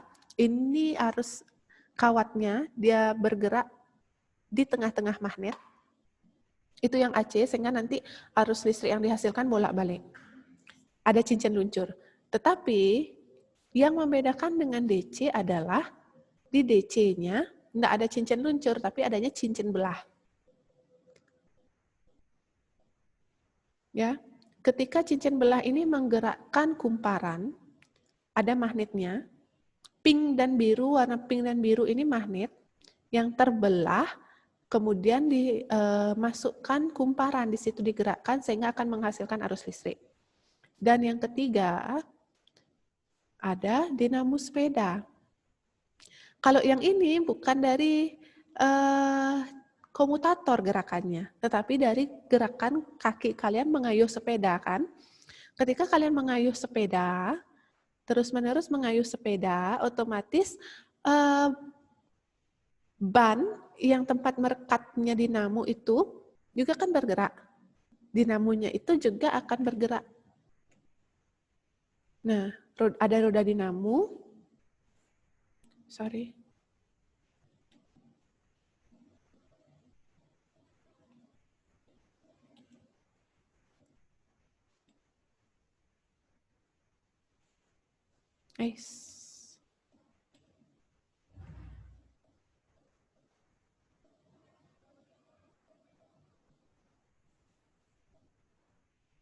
Oke. Ada roda dinamo, ada sumbunya, ada magnetnya. Ketika magnet itu bergerak, otomatis dia nanti akan menghasilkan medan. Dan ini juga dia akan dialiri arus listrik, menghasilkan medan dan menghasilkan arus listrik, sehingga nanti lampu di sepeda itu mau dia menyala. Itu ya. Jadi di halaman 131 sudah ada juga penjelasannya. Di banyak peralatan sehari-hari yang menerapkan prinsip itu. Yang pertama ada dinamo. Medan magnet pada dinamo sepeda dihasilkan oleh magnet yang terhubung dengan poros pengendali. Pada saat roda berputar, roda pengendali juga ikut berputar. Bergeraknya magnet mengakibatkan terjadinya perubahan garis gaya magnet dalam kumparan, sehingga menghasilkan yang namanya GGL induksi. GGL induksi sama dengan tegangan. Ya, jadi kalau di elektromagnetik nama lain dari tegangan itu GGL induksi. Oke. Lalu contoh berikutnya ada trafo. Transformator, transformer, transformasi. Ya, itu sama dengan perubahan. Jadi trafo ini adalah alat yang digunakan untuk mengubah tegangan dari kecil menjadi besar tegangannya, atau dari besar menjadi kecil. Itu trafo. Sudah? Nah, sampai di situ dulu contoh-contohnya. Nanti Miss jelaskan ada trafonya 2 jenis, trafo step up dan trafo step down. Sebelum masuk ke sana, kita masuk ke persamaan dari induksi elektromagnetik dulu. Tetap ketemu sama rumus ya.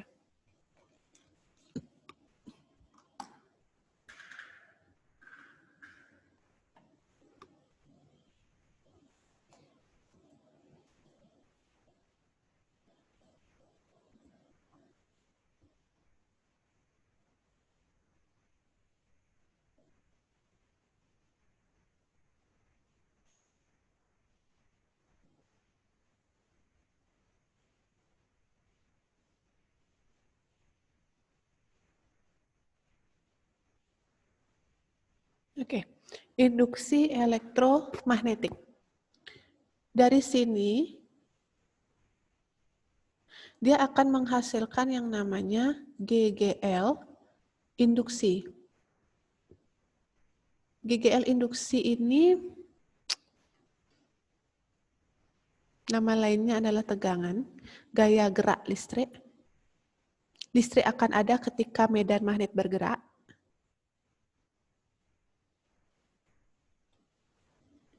GGL induksi atau tegangan. Nah, dia disimbolkan dengan epsilon, seperti E, tetapi tidak E. Dibaca epsilon. Jadi ini rumusnya adalah min N delta C. Oke, ini dia simbolnya lingkaran isi garis begitu dibaca C. C ini adalah garis gaya magnet atau garis medan magnet sama. Perubahan garis gaya magnet ini delta C dibagi dengan delta T. Oke, ini persamaannya. Sama seperti yang ada di halaman 131. Jadi kalian bisa lihat juga di LKS, kalau di layarnya tidak terlalu jelas,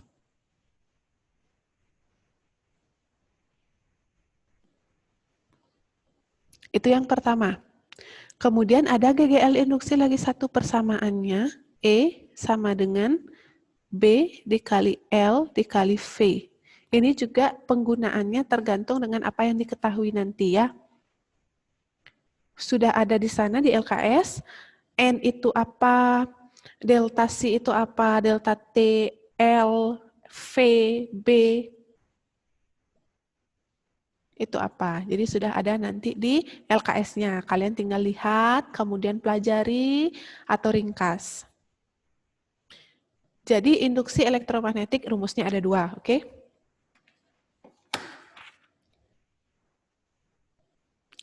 Ada pertanyaan dulu untuk yang ini, dua rumus ini. Bedanya apa, Miss? Kalau dia pakai yang atas, ketika dia nanti ada perubahan garis gaya magnet. Kalau yang atas ada perubahan garis gaya magnet. Di soal ya, perubahan garis gaya magnet. Kemudian kalau yang di bawahan, ketika dia nanti ada kecepatan gerak penghantar.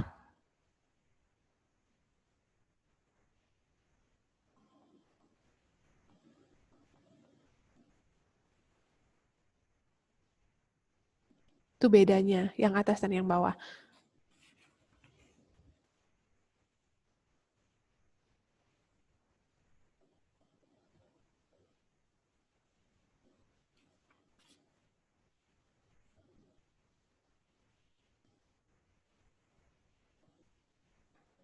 Oke, kalau Miss kasih contoh soal 1, misalkan diketahui suatu medan magnet batang digerakkan di dalam kumparan, sehingga menimbulkan perubahan garis gaya sebesar 300 menjadi 500 Weber.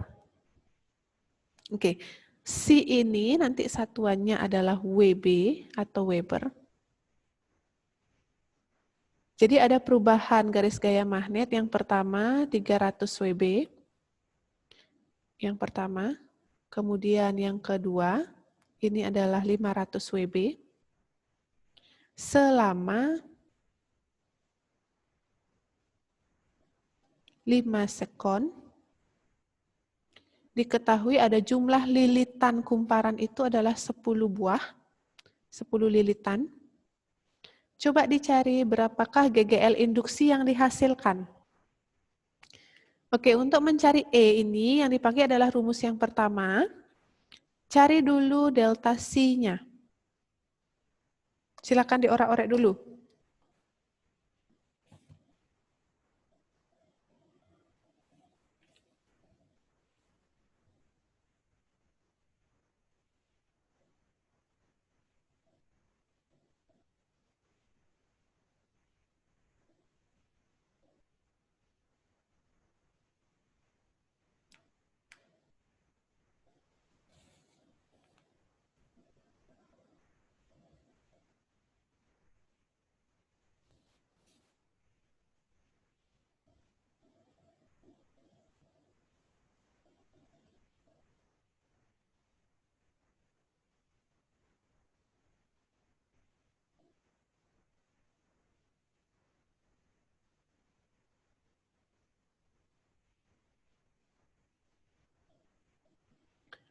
Oke, silakan dioret-oret.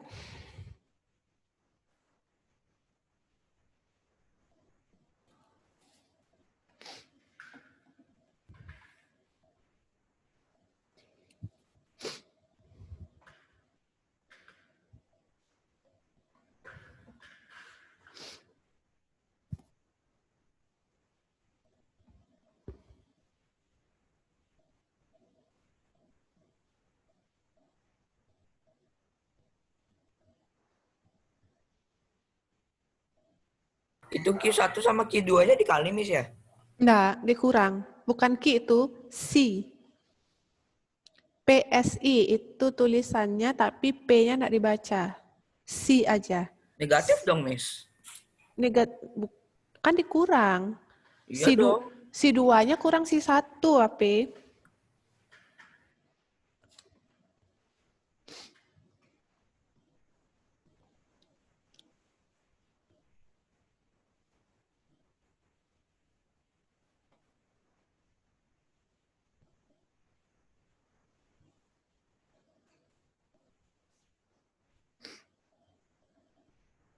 Satuannya apa, Miss?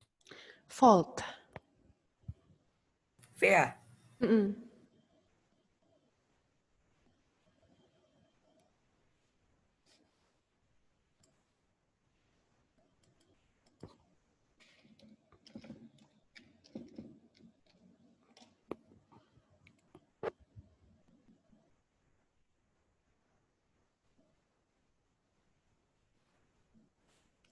Jadi, Miss lupa untuk menambahkan tadi. Memang rumusnya ada min-nya di sini ya. Cuman nanti terakhir nilai epsilon itu selalu positif. Tidak ada tegangan yang nilainya negatif. Nanti hasilnya adalah selalu positif. Ketika dia min, dipluskan saja. Yaudah, Miss, keluarin aja, Miss. Nggak usah taruh situ, Miss. Jadi bingung rumusnya, Miss. Ntar, Miss. Nggak boleh, karena itu punya orang itu rumusnya. Duh, terus buat apa dikasih kalau misalnya tetap aja hasilnya plus ya? Iya, itu karena menunjukkan sama seperti tadi. Kalau utaranya masuk, kan harusnya ke kanan, tapi dia ke kiri. Tuh. Nggak apa-apa, diisiin aja di sana. Kalau kalian juga jawab tulisannya min juga nggak apa-apa, nanti Miss benarkan juga.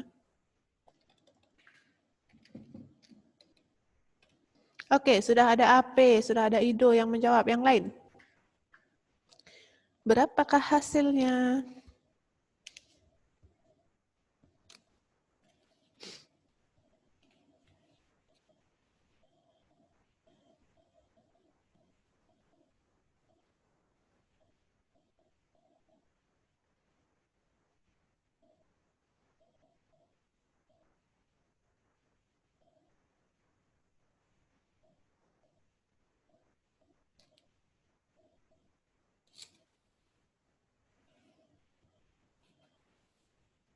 Anyone? Berapa jawabannya?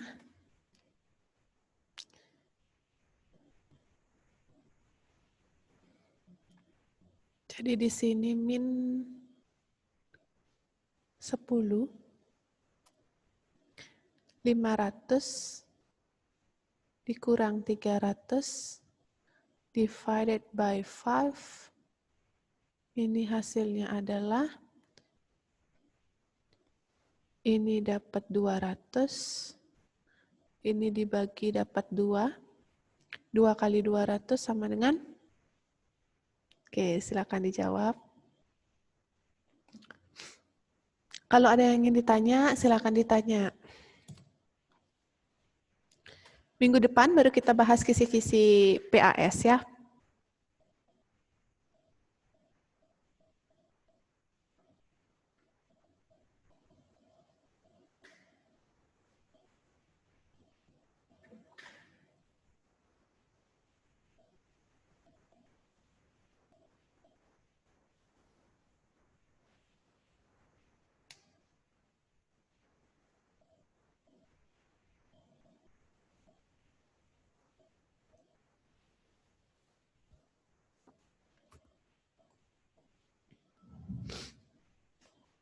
Loh, mana ini yang lain?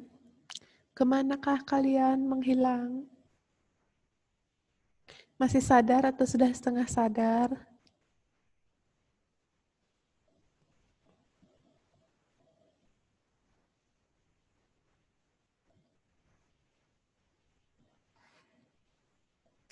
Sehingga jawabannya ini adalah 400, satuannya ada volt.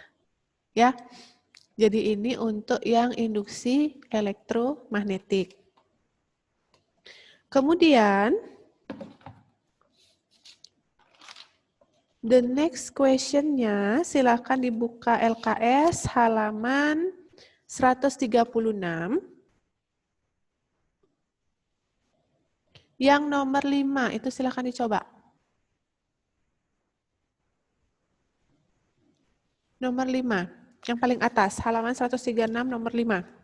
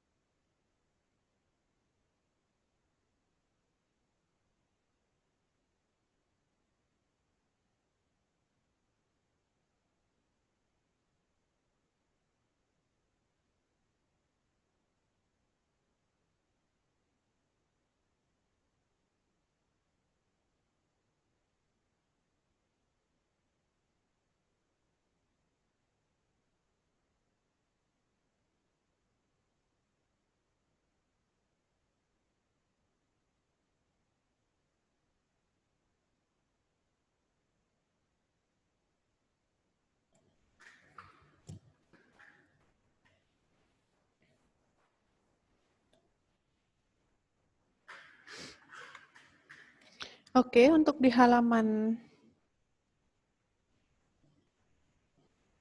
136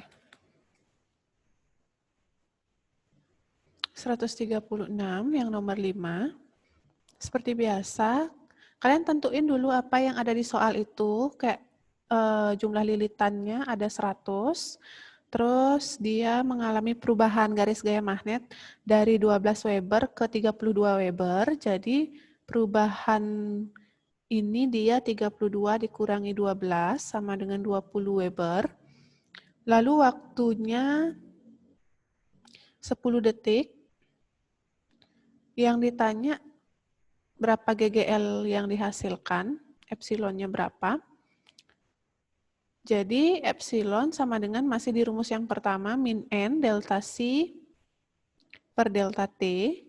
Sehingga ini min-nya nggak usah masuk ke perkalian lagi, biarin aja di rumusnya begitu. Yang ini 100, 20 divided by 10, dia sehingga hasilnya adalah 200 volt. Oke, sudah ada Dominika, Ricardo. Yang lain bagaimana? Miss selalu tanya begitu, yang lain gimana? Karena kalau kita belajar biasa pun, tidak 100% yang paham, ya kan? Jadi kalian gimana? Sebenarnya menyerap, malas mengerjakan, atau memang nggak paham? Nggak ngerti, Miss. Ya, Weber 2 selalu mengurangi Weber 1. Oke, kalau Panji nggak ngerti katanya. Jadi memang susah kalau kita online-nya. Ada yang, pasti ada aja yang tidak mengerti. 75% yang menyerap atau 25%-nya yang tidak paham, ada aja pasti. Tapi kalau memang kalian mengikuti, terima kasih, Miss hargai. Kalau kalian mengikuti dengan baik, meskipun kalian memang tidak paham. Jadi ini ya, untuk di induksi elektromagnetik. Oke, kalau ini sudah, sekarang Miss lanjutkan. Miss lanjut masuk ke transformator. Itu rumusnya ada 2 tadi yang induksi elektromagnetik. Sekarang kita lanjut ke trafo. Nah, di trafo itu dia punya 2 bagian utama. Primer dan sekunder namanya. Logikanya adalah yang primer itu atas, yang sekunder itu letaknya yang bawah. Ya, atas bawah. Primer utama, sekunder yang kedua second. Lalu di primer itu dia dililitkan kawat, di sekunder juga dililitkan kawat. Dan dipisahkan oleh inti besi kawatnya itu. Sehingga di antara kawat-kawat ini akan ada rongga yang nanti akan terjadi adanya medan magnet dan medan listrik di antara rongga itu. Kemudian untuk di primer akan ada sumber tegangan, untuk di sekundernya akan ada lampu. Lingkaran silang ini adalah lampu. Ini gambarannya, ini kalau digambar secara sistematis. Ya, kalau dihilangkan besinya ini jadi kumparan primer, kumparan sekunder, inti besinya terletak di tengah-tengah sebagai penghalang primer dan sekunder. Nah, jadi seperti yang Miss bilang tadi, primer, sekunder, trafo itu ada 2 jenis, step up dan step down. Men-step up berarti menaikkan, men-step down berarti menurunkan. Yang atas primer, yang bawah sekunder. Berarti kalau menaikkan, yang second-nya harus lebih besar nilainya daripada yang atas. Ya, sehingga syaratnya akan jadi seperti ini. Sekunder jumlah lilitannya lebih besar daripada jumlah lilitan primer. Sekunder tegangannya akan lebih besar daripada tegangan primer. Tapi akan berbeda dengan arus listriknya. Arus listrik sekundernya lebih kecil daripada yang primer. Itu untuk men-step up, menaikkan. Nah, sekarang kebalikannya untuk men-step down, menurunkan. Berarti yang atas harus lebih banyak punya sesuatu daripada yang bawah. Ya, ini dia. Yang bawah lebih kecil daripada yang atas. Atau lilitan primer atas atau lilitan primer lebih banyak daripada lilitan sekunder. Tegangan primer lebih besar daripada tegangan sekunder. Arus primer lebih kecil daripada arus sekunder. Itu dia jenis trafo. Nah, secara umum, oke, di situ juga sudah tersedia di halaman 132 rumus dari trafo.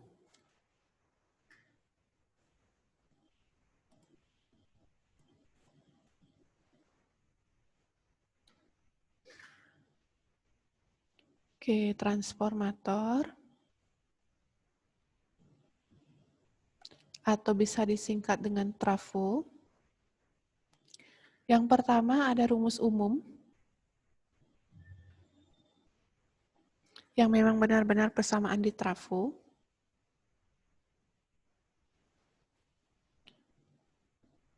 NP per NS sama dengan VP per VS sama dengan IS per IP. Ini rumusnya.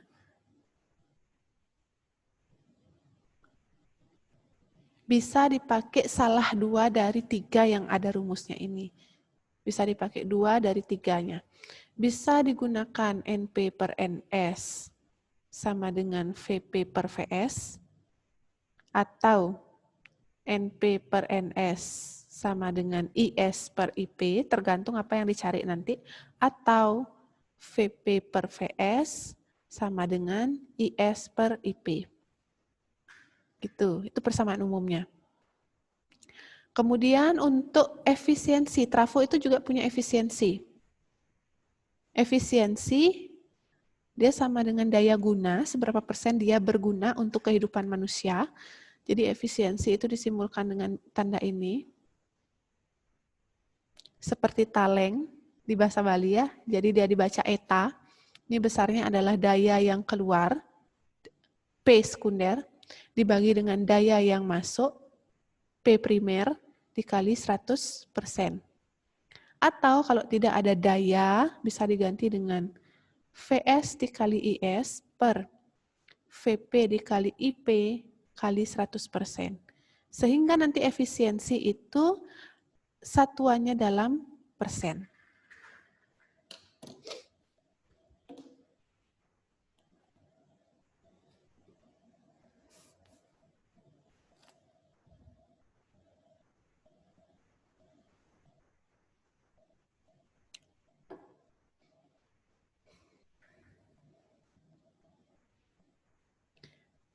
Trafo itu biasanya letaknya di gardu yang warna biru itu.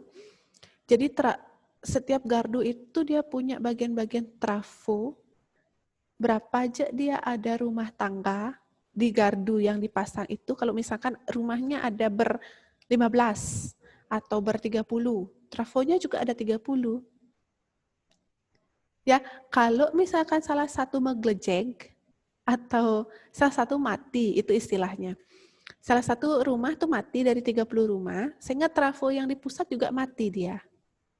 Trafo yang di gini birunya itu, di gardu birunya. Jadi yang di gardu biru itu sudah punya nama masing-masing. Oh, ini untuk rumah tangga 1, rumah tangga 2, rumah tangga 3. Karena setiap rumah tangga pemakaian listriknya beda-beda. Ada yang mau menurunkan tegangan, ada yang mau menaikkan tegangan, tergantung kebutuhan setiap rumah tangga. Jadi trafo itu ada di gardu yang warna biru, yang kalian sering lihat di pinggir jalan. Jadi ketika trafo yang warna biru di gardu itu terjadi konslet, maka semua yang sudah ada di warna biru itu, 30 rumah tangga itu nanti mati listriknya. Kalau dia di gardu itu konslet, sehingga listriknya semua padam.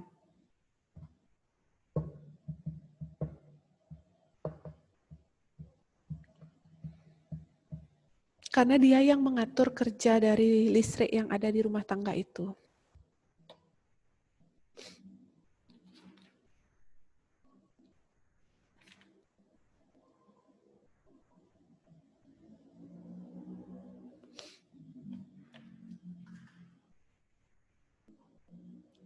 N, ini lilitan. P dan S kecil itu primer sekunder. V, ini tegangan. I, arus listrik. Lilitan tidak punya satuan. Tegangan satuannya volt, arus listrik satuannya ampere. Kemudian P ini daya, satuannya watt. Yang kayak taleng ini eta, satuannya persen.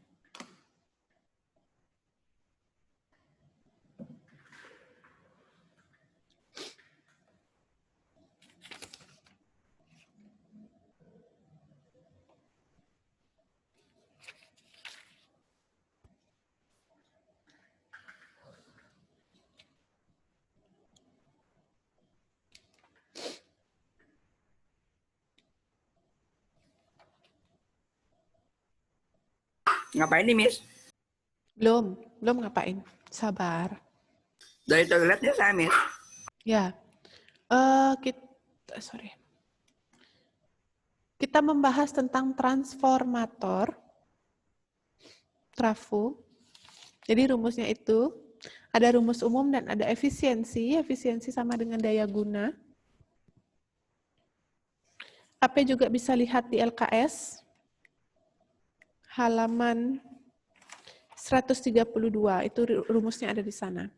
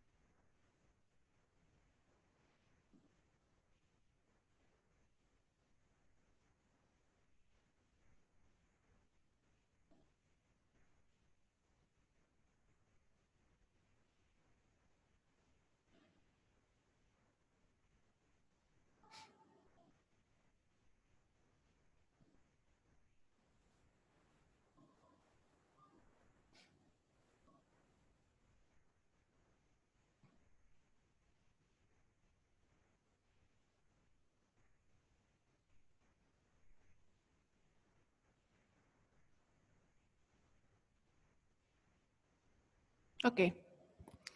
Kalau sudah, sekarang kita lanjut ke gambarnya Miss yang tinta warna biru itu. Yang tak gambar, kira-kira yang nomor 1 itu namanya kan lilitan. Lilitan apa dia? Sekunder kah atau primer?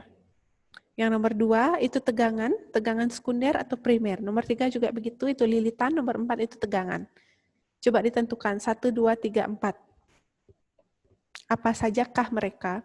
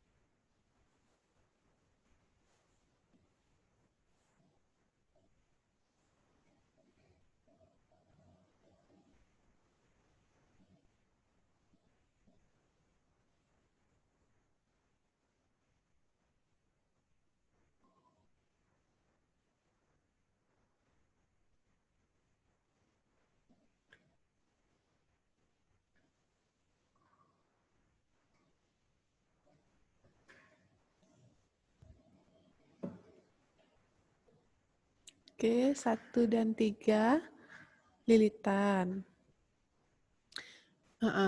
Berarti 2 dan 4 tegangan. Oke, kalau posisinya di kiri, dia selalu input atau primer. Kalau posisinya di kanan, dia selalu output atau sekunder. Ya, itu tambahan catatannya lagi 1. Sehingga untuk gambar ini, yang di sebelah kiri, nomor 1 ini dia adalah lilitan primer, selalu. Yang nomor 3-nya lilitan sekunder. Yang nomor 2-nya tegangan primer, yang nomor 4-nya tegangan sekunder. Itu jenisnya. Yang paling kiri selalu input, yang kanan adalah output. Outputnya ini bisa berupa lampu, bisa berupa suara, kalau dia seperti speaker atau sound system, bisa seperti gerak, kayak dia di blender, bisa seperti panas, kayak oven, itu. Yang ini sama seperti gambar, berarti dia lampu. Tanda lingkaran silang itu lampu. Oke, jelas ya? Paham?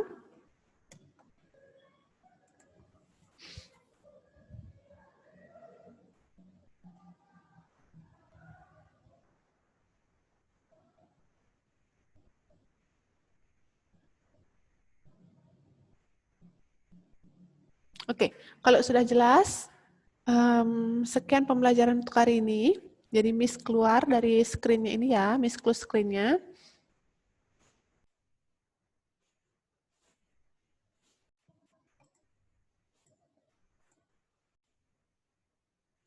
Oke, terima kasih anak-anak sudah mendengarkan, sudah aktif menjawab, sudah jujur bilang ada yang tidak paham, sehingga nanti akan Miss jelaskan kembali setelah kita melewati semester pertama. Di semester 2 materinya juga sama tentang magnet, jadi kita review lagi. Oke, sekian pembelajaran untuk hari ini. Terima kasih. Selamat beristirahat dan selamat melanjutkan pembelajaran selanjutnya. Selamat siang.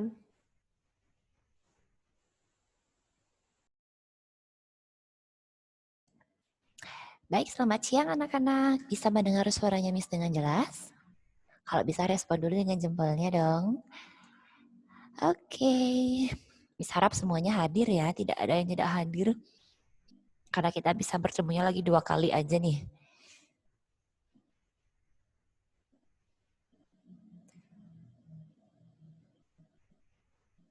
Oke, terima kasih. Anak-anak, Miss mau ingatkan kalian, nanti untuk tugas tambahannya sudah Miss up di Moodle dan sudah Miss share juga ke Miss Endahnya siapa-siapa saja yang harus mengerjakan tugasnya itu. Nanti yang ada di daftar itu harus mengerjakan tugas tambahan ini untuk menambahkan nilainya. Karena nilainya kalian masih di bawah KKM. Ya, nilainya kalian masih di bawah KKM, jadi tugas tambahan itulah yang akan digunakan nanti untuk menambahkan nilainya kalian. Jadi wajib untuk dikerjakan. Tidak ada alasan lagi kalian sibuk, kalian lupa, kalian ada di luar, kalian ini, kalian itu. Nah, tidak ada alasan lagi. Harus dikerjakan ya. Kalau tidak ya nilainya sampai PAS ya tetap akan C atau D gitu. Nah, untuk tugas tambahan sendiri bisa kalian download di Moodle, itu filenya file dokumen Word, dan bisa kalian upload mulai dari jam 2 nanti sampai besok jam 3 sore. Ya, jadi kalian punya waktu 25 jam untuk mengupload dan mengerjakan itu. Sehingga tidak menerima alasan lagi, Miss. Ya.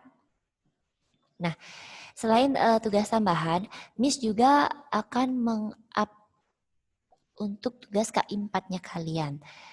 Tugas K4-nya itu masih seputar kata, kruna, dan juga lengkara. Nah, itu nanti harus kalian kerjakan karena waktunya kita sudah mepet kan ya. Jadi untuk K4-nya kalian kerjakan di rumah baru up di Moodle ya. Tidak susah kok. Semuanya yang sudah Miss ajarkan ke kalian. Oke? Nah, itu untuk tugas tambahan dan juga untuk tugas K4. Sekarang akan Miss lanjutkan lagi menjelaskan tentang lengkara. Oke. Minggu lalu Miss sudah jelaskan tentang lengkara, yaitu lengkara nganutin pola, nganutin wangun. Lengkara berdasarkan bentuk. Bentuknya ada yang sederhana atau sadarana, ada yang lengkap atau sempurna. Ya, kalau yang sekarang lagi 2, Miss akan jelaskan lengkara nganutin intonasi dan juga lengkara nganutin tilah utawi tingkah utawi pola jajar maaf. Gak selimputan Miss ngomongnya. Nah, ini yang minggu lalu ya. Yang sekarang ini lengkara nganutin intonasi.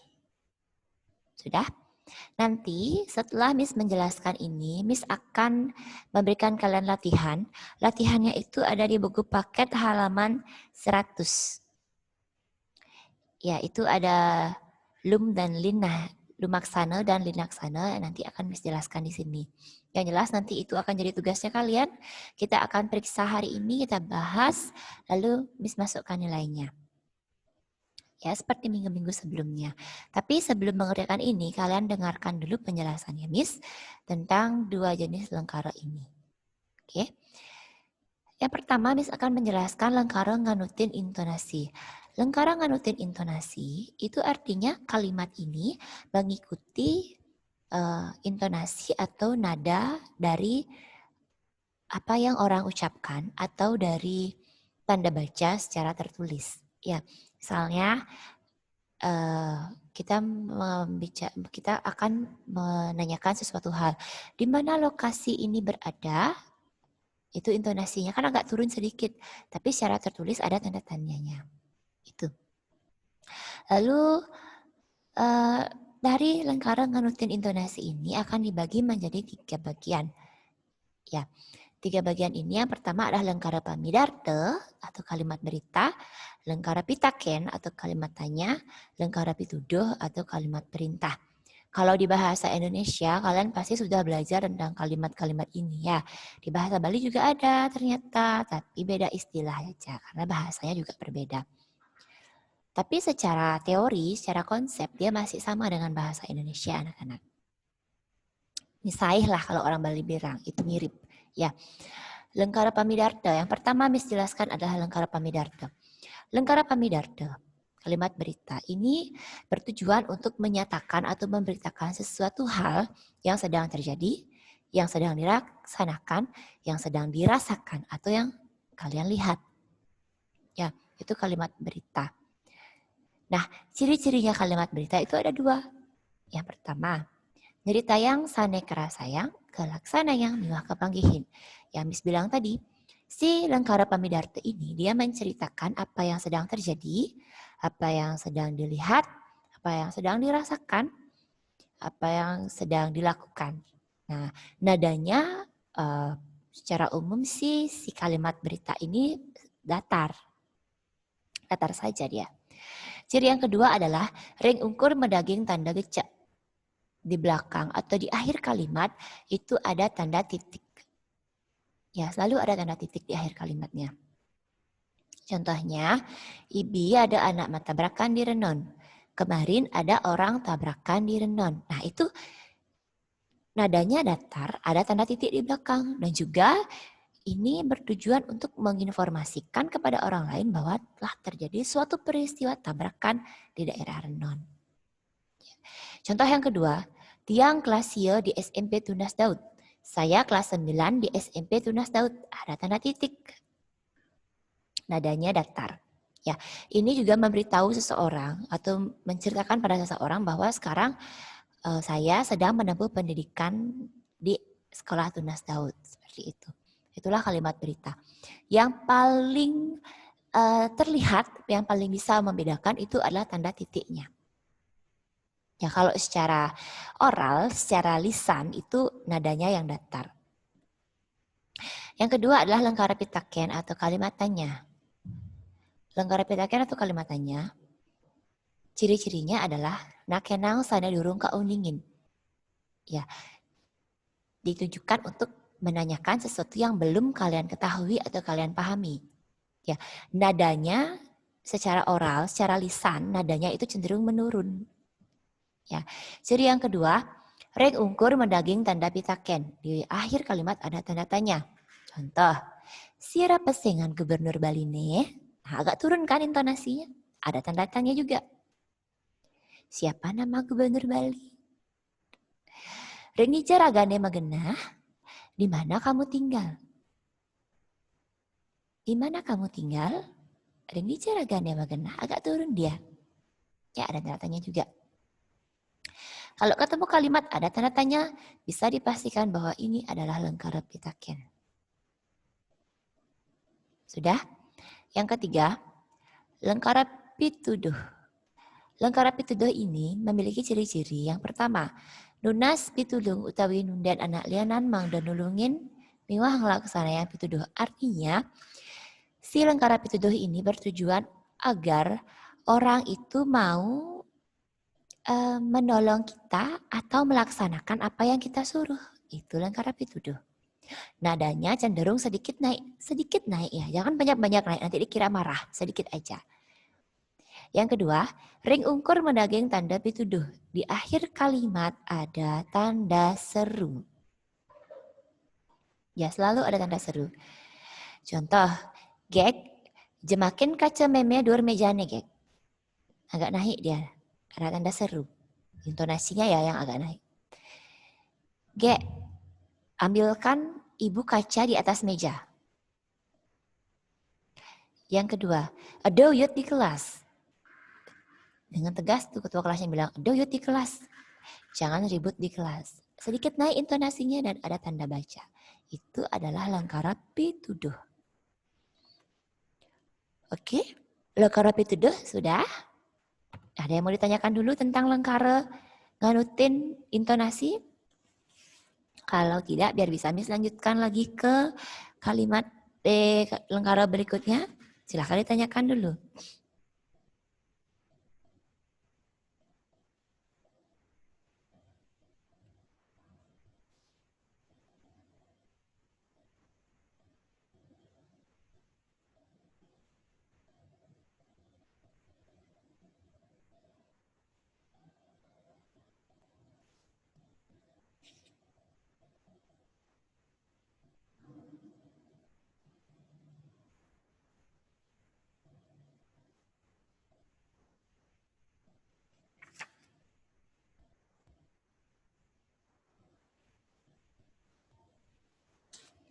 Tidak ada?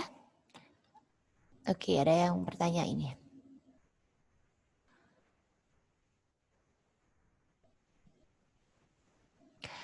Adakah lengkara pituduh atau pitaken yang tidak pakai tanda seru atau tanda tanya? Tidak ada.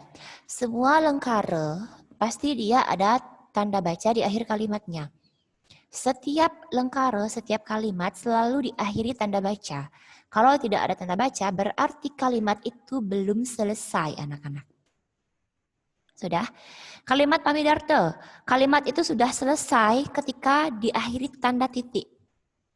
Kalimat petaken. Kalimat itu sudah selesai ketika dia diakhiri tanda tanya. Kalimat perintah atau lengkara pituduh akan selesai kalimat itu ketika dia diakhiri tanda seru. Ya, jadi tidak ada lengkara yang tidak berakhir dengan tanda baca. Semuanya akan ada tanda baca. Baik titik, seru maupun tanya. Itu dia. Sudah? Terima kasih untuk pertanyaannya. Bagus sekali. Ya, semuanya harus ada tanda baca.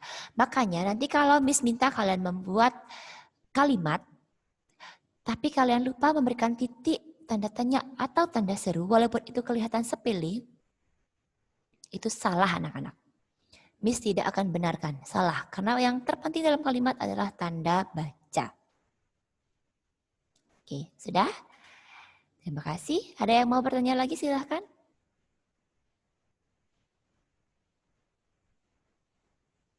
Tidak ada? Oke, kalau tidak ada, Miss akan lanjutkan ke lengkara yang berikutnya. Ini lengkara yang terakhir. Lengkara nganutin pola utawi tingkah jejering. Artinya adalah si kalimat ini dia mengikuti kedudukan dari si subjeknya. Ya, kedudukan dan juga tingkah laku dari si subjeknya ini. Makanya itulah kalimat ini dibagi menjadi dua jenis, yaitu lengkara lumaksana dan lengkara linaksana. Lengkara lumaksana ini kalimat aktif, lengkara linaksana ini kalimat pasif. Ya, apa itu lengkara lumaksana dan linaksana? Dijelaskan sekarang. Lengkara lumaksana, jejering lengkara ngelaksana yang pekaryan. Ya, di sini si jejering ini dia melakukan suatu pekerjaan, tindakan atau kegiatan. Ya, jadi subjek ini yang berperan aktif dalam bekerja, anak-anak. Dia yang melakukan kegiatan entah itu membaca, menanam, memasak, dan lain-lain. Makanya dia disebut kalimat aktif. Nah, ciri yang kedua, kalimat aktif ini atau lengkara lumaksana ini biasanya dia akan dibentuk oleh si kata kerja yang aktif. Kata kerja aktif itu akan terbentuk ketika kata dasar mendapatkan seselan sisipan pengatar ma atau awalan ma, dan anuswara nasal nye menenge. Nah, kalau ketemu semua imbuhan ini, maka kata kerja itu akan berubah menjadi kata kerja aktif. Contoh, imeme memula biu di Tegaleh. Ibu menanam pohon pisang di kebun. Ya, si ibu inilah yang aktif melakukan pekerjaan. Pekerjaan apa yang dilakukan oleh si ibu? Memula biu atau menanam pisang. Ya, jadi itulah si jejering ini yang melakukan pekerjaan anak-anak. Contoh yang kedua, Adi ngumbah gelas di semere. Adi mencuci gelas di sumur. Ya, si Adi ini aktif dia melakukan pekerjaan berupa mencuci gelas. Makanya dia termasuk lengkara lumaksana. Sesuai dengan ciri yang pertama dan yang kedua. Kalian lihat kata kerjanya, memula, ngumbah. Nah, ini adalah kata kerja aktif. Memula dari kata pula, tanam. Mendapatkan anuswara me, menjadi mula. Mula itu tanam juga. Awalan ma mula, menanam. Jadi dia aktif ya. Semua pengatar yang aktif-aktif ini masuk ke dalam si kata dasar ini. Ngumbah dari kata umbah. Umbah itu cuci. Ya, ngumbah mendapatkan anuswara nge. Jadi ngumbah itu mencuci. Sudah? Itu lengkara lumaksana. Lengkara linaksana atau kalimat pasif. Di sini jejering lengkara yang terkena pekerjaan. Ya, si jejering ini yang terkena tindakan dia. Kalau di lumaksana jejeringnya yang melakukan tindakan, di linaksana jejeringnya yang kena tindakan. Biasanya lengkara linaksana ini akan dibangun atau dibentuk oleh kata kerja yang termasuk kata kerja aktif. Yang termasuk kata kerja pasif. Ya, linaksana dibentuk oleh kata kerja pasif. Kata kerja pasif itu adalah ketika si kata dasar mendapatkan sisipan in, awalan ka, dan akhiran a. Contoh, durene empuga ban ibapo. Duren dibelah oleh ayah. Ya, duren ini terkena tindakan dia. Apa tindakan yang kena sama si duren? Dibelah empuga. Empuga dari kata empug, belah, mendapatkan akhiran a. Empuga dibelah. Semua sisipan awalan dan akhiran pada lengkara linaksana ini akan berawal di dalam bahasa Indonesia. In itu di, ke itu di, a itu di. Makanya empuga ini dibelah artinya. Yang kedua, punyan diune ka tanam di tebo. Ka tanam, tanam. Ka ditanam. Jadi pohon pisang ini yang terkena tindakan berupa dia ditanam. Di mana? Di kebun. Ya. Sampai sini lengkara lumaksana dan lengkara linaksana. Ada yang mau ditanyakan dulu? Silahkan. Silahkan.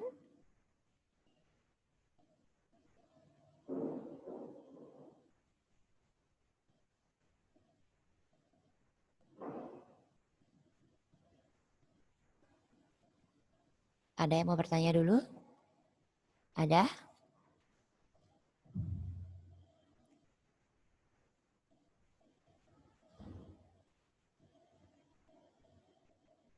Oke, kalau tidak ada, Miss akan langsung minta kalian untuk mengerjakan latihannya ini. Halaman 100 anak-anak. Nomor 1 sampai nomor 5, AB itu. Kalian tinggal lingkari kalimat di sebelah kanan. Apakah dia termasuk lumaksana, lum, atau linaksana, lin. Ya, kalau yang nomor 1A kalimatnya termasuk lumaksana, lingkari yang lum. Kalau yang nomor 1B termasuk linaksana, lingkari yang lin. Ya.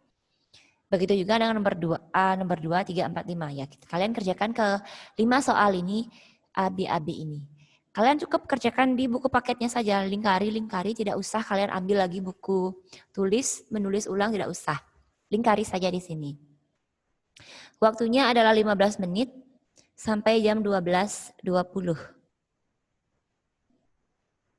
Ya, sampai jam 12.20. Setelah itu kita akan bahas, periksa sama-sama, dan misalkan masukkan nilainya kalian. Sudah mengerti? Ada yang mau ditanyakan dulu? Kalau tidak, langsung dikerjakan sekarang ya, nanti kita bahas. Waktunya 15 menit dimulai dari sekarang. Modal Miss ya? Tidak, di buku. Buku paket. Di buku paket ya. 15 menit ya anak-anak.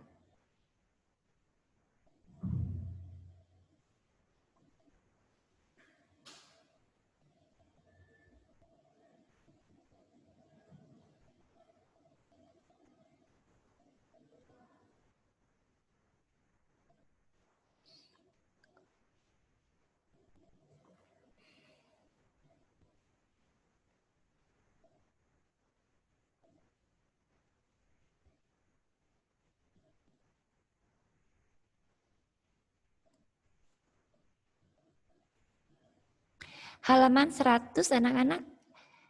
Yang soal nomor 1 sampai 5-nya itu ya.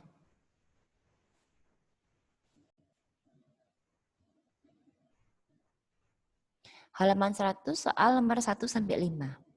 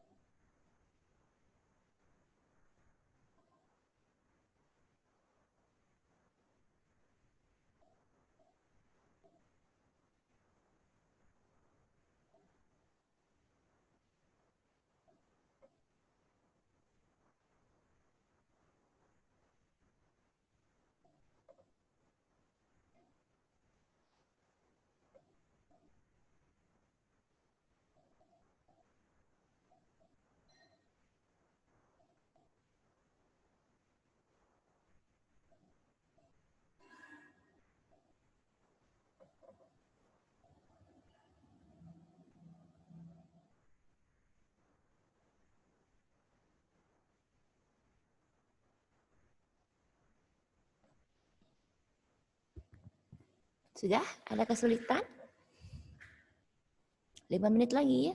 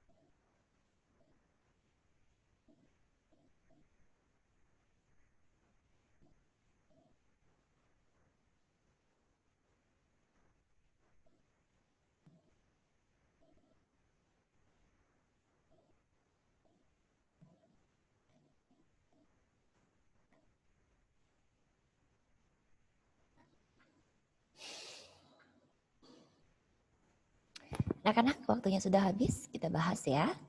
Semuanya sudah selesai ya. Oke. Baik, dilihat pekerjaannya. Miss akan berikan jawabannya, lalu kalian koreksi. Kalau benar, benarkan. Kalau salah, salah ya. Nanti jumlah benar dikali 10 itu nilainya kalian. Oke, nomor 1A. Ibi tiang awai ngatah tamyune marila cita. Ngatah, dari kata atah, antar. Dapatkan anu suara nge. Jadi ngatah, mengantar. Dia termasuk lumak sana. Ya, 1 lumak sana. Yang kedua, tamyune atah tiang marila cita awai. Tamu saya antar jalan-jalan seharian. Tamunya yang terkena tindakan yaitu diantar. Makanya nomor 1 adalah linak sana. Sudah? Lalu nomor 2, pan susilo menek punya nangke. Menek, penek pada dasarnya mendapatkan anuswara me. Jadi menek. Ya, dia adalah lumak sana. Terus 2B punya nangkannya peneke. Ada akhiran e, berarti dipanjat. Yang terkena tindakan ya pohon nangka, yaitu dia dipanjat. Berarti 2B linak sana. 3A, Wayan Gobiah ngarang novel nemu karma. Ngarang, dari kata karang. Karang itu buat. Mendapatkan anuswara nge, jadi ngarang. Maka dia termasuk di lumak sana. Terus 3B, kekawi. Kawi itu buat. Ada awalan ke, dibuat. Nah, dia sudah bisa dipastikan masuk di linak sana. Yang nomor 4A. Jero bangku gede nadunang ida batara. Nadunang dari kata tedun.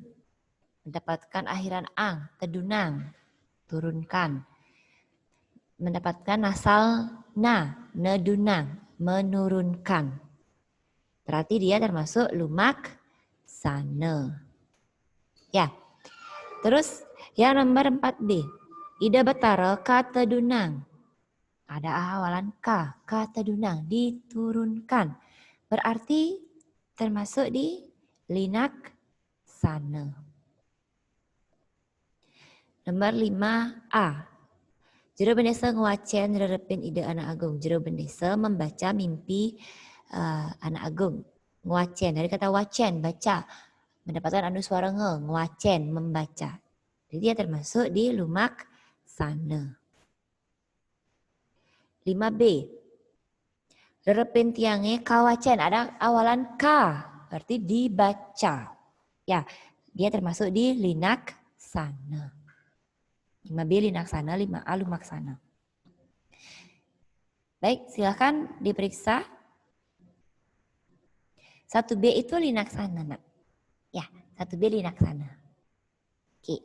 Nah, kalau sudah kalian hitung jumlah benar dikali 10. Miss, itu kan satu nomor kan ada 2. Itu jadi kalau misalnya itu langsung aja ya. Satu nomor itu kan ada 2 AB. A itu poinnya 1, B itu 1. Kita 2 kali 10. Ya. Itu menghitungnya gimana, Miss? Hitungnya itu, kita hitung seperti ini aja. Itu kan ada 10 soal. Ya. Ya, walaupun cuma 5 nomor ya, tapi dia 10 soal. Kita hitung itu 10. Sudah, salah satu berarti kan 9 dia benarnya. 9 dikali 10. Oh, oke. 90 udah dapatnya gitu, Arya. Yang lainnya sudah ya. Ya, hitung jumlah benarnya dikali dengan 10. Walaupun dia cuma 5 nomor, tapi kan ada 10 kalimat di sana. Jadi kita hitungnya 10 aja biar gampang ya. Silakan dihitung dulu. Setelah itu kita akan masukkan nilainya.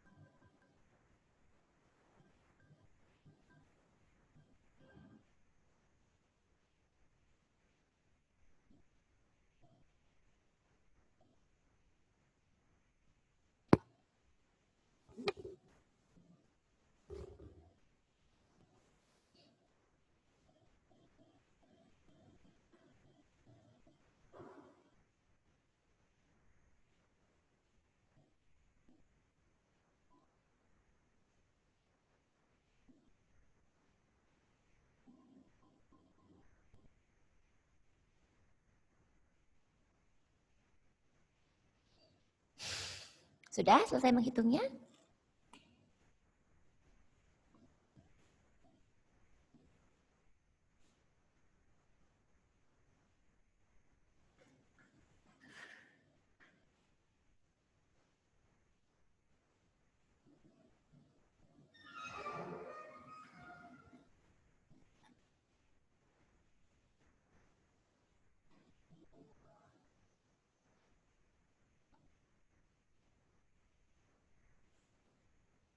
Oke, kita mulai ya. Arya Putra. 90, Miss. Oke, Bezalil. 80. Bezalil berapa? 80. Oh, 80. 80. Brian. Brian Surjaya. Nggak ada ya? David Gilen. David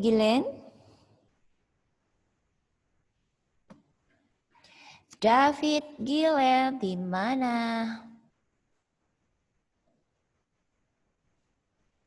Cepat direspon ya, kalau nggak nilainya kosong nanti. Dominika. 100, Miss. Oke. Franz Joseph. 80, Miss. 80. 80. Yang jelas ya. Alea.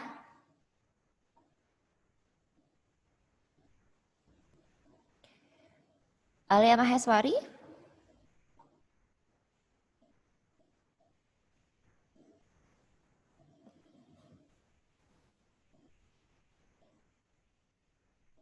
Alea.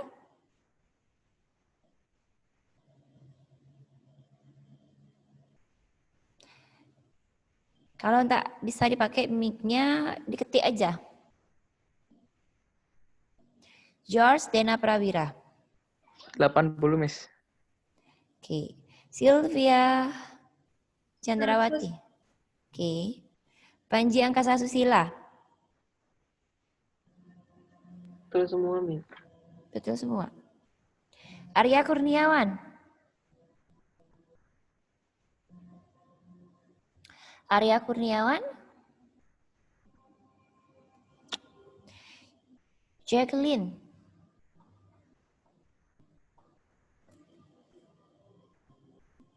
Oke, David. Jacqueline.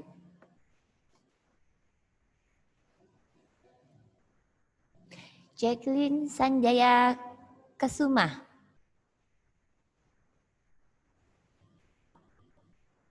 Kimberly. 80, Miss. Jonathan Mauleki. 80, Miss. Marvella.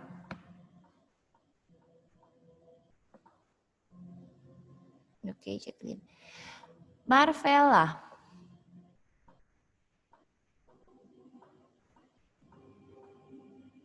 Marvella nggak ada ya? Oke, Ayu Nindya. Sudah kok. Quincy. 80.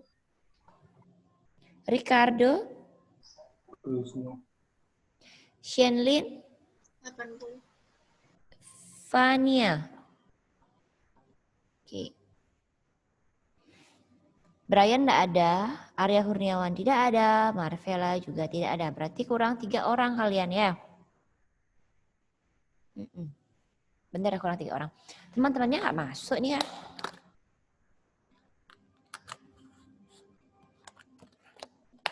Nanti tolong diinfokan teman-temannya untuk mengerjakan tugas di halaman 100 ya. Setelah itu difoto dan dikirim ke Miss. Oke? Sampai di sini ada yang mau ditanyakan dulu anak-anak? Waktunya sudah habis nih. Ada yang mau ditanyakan? Sudah lengkap semua? Ingat ya dikerjakan tugas tambahannya. Deadline-nya besok jam 3.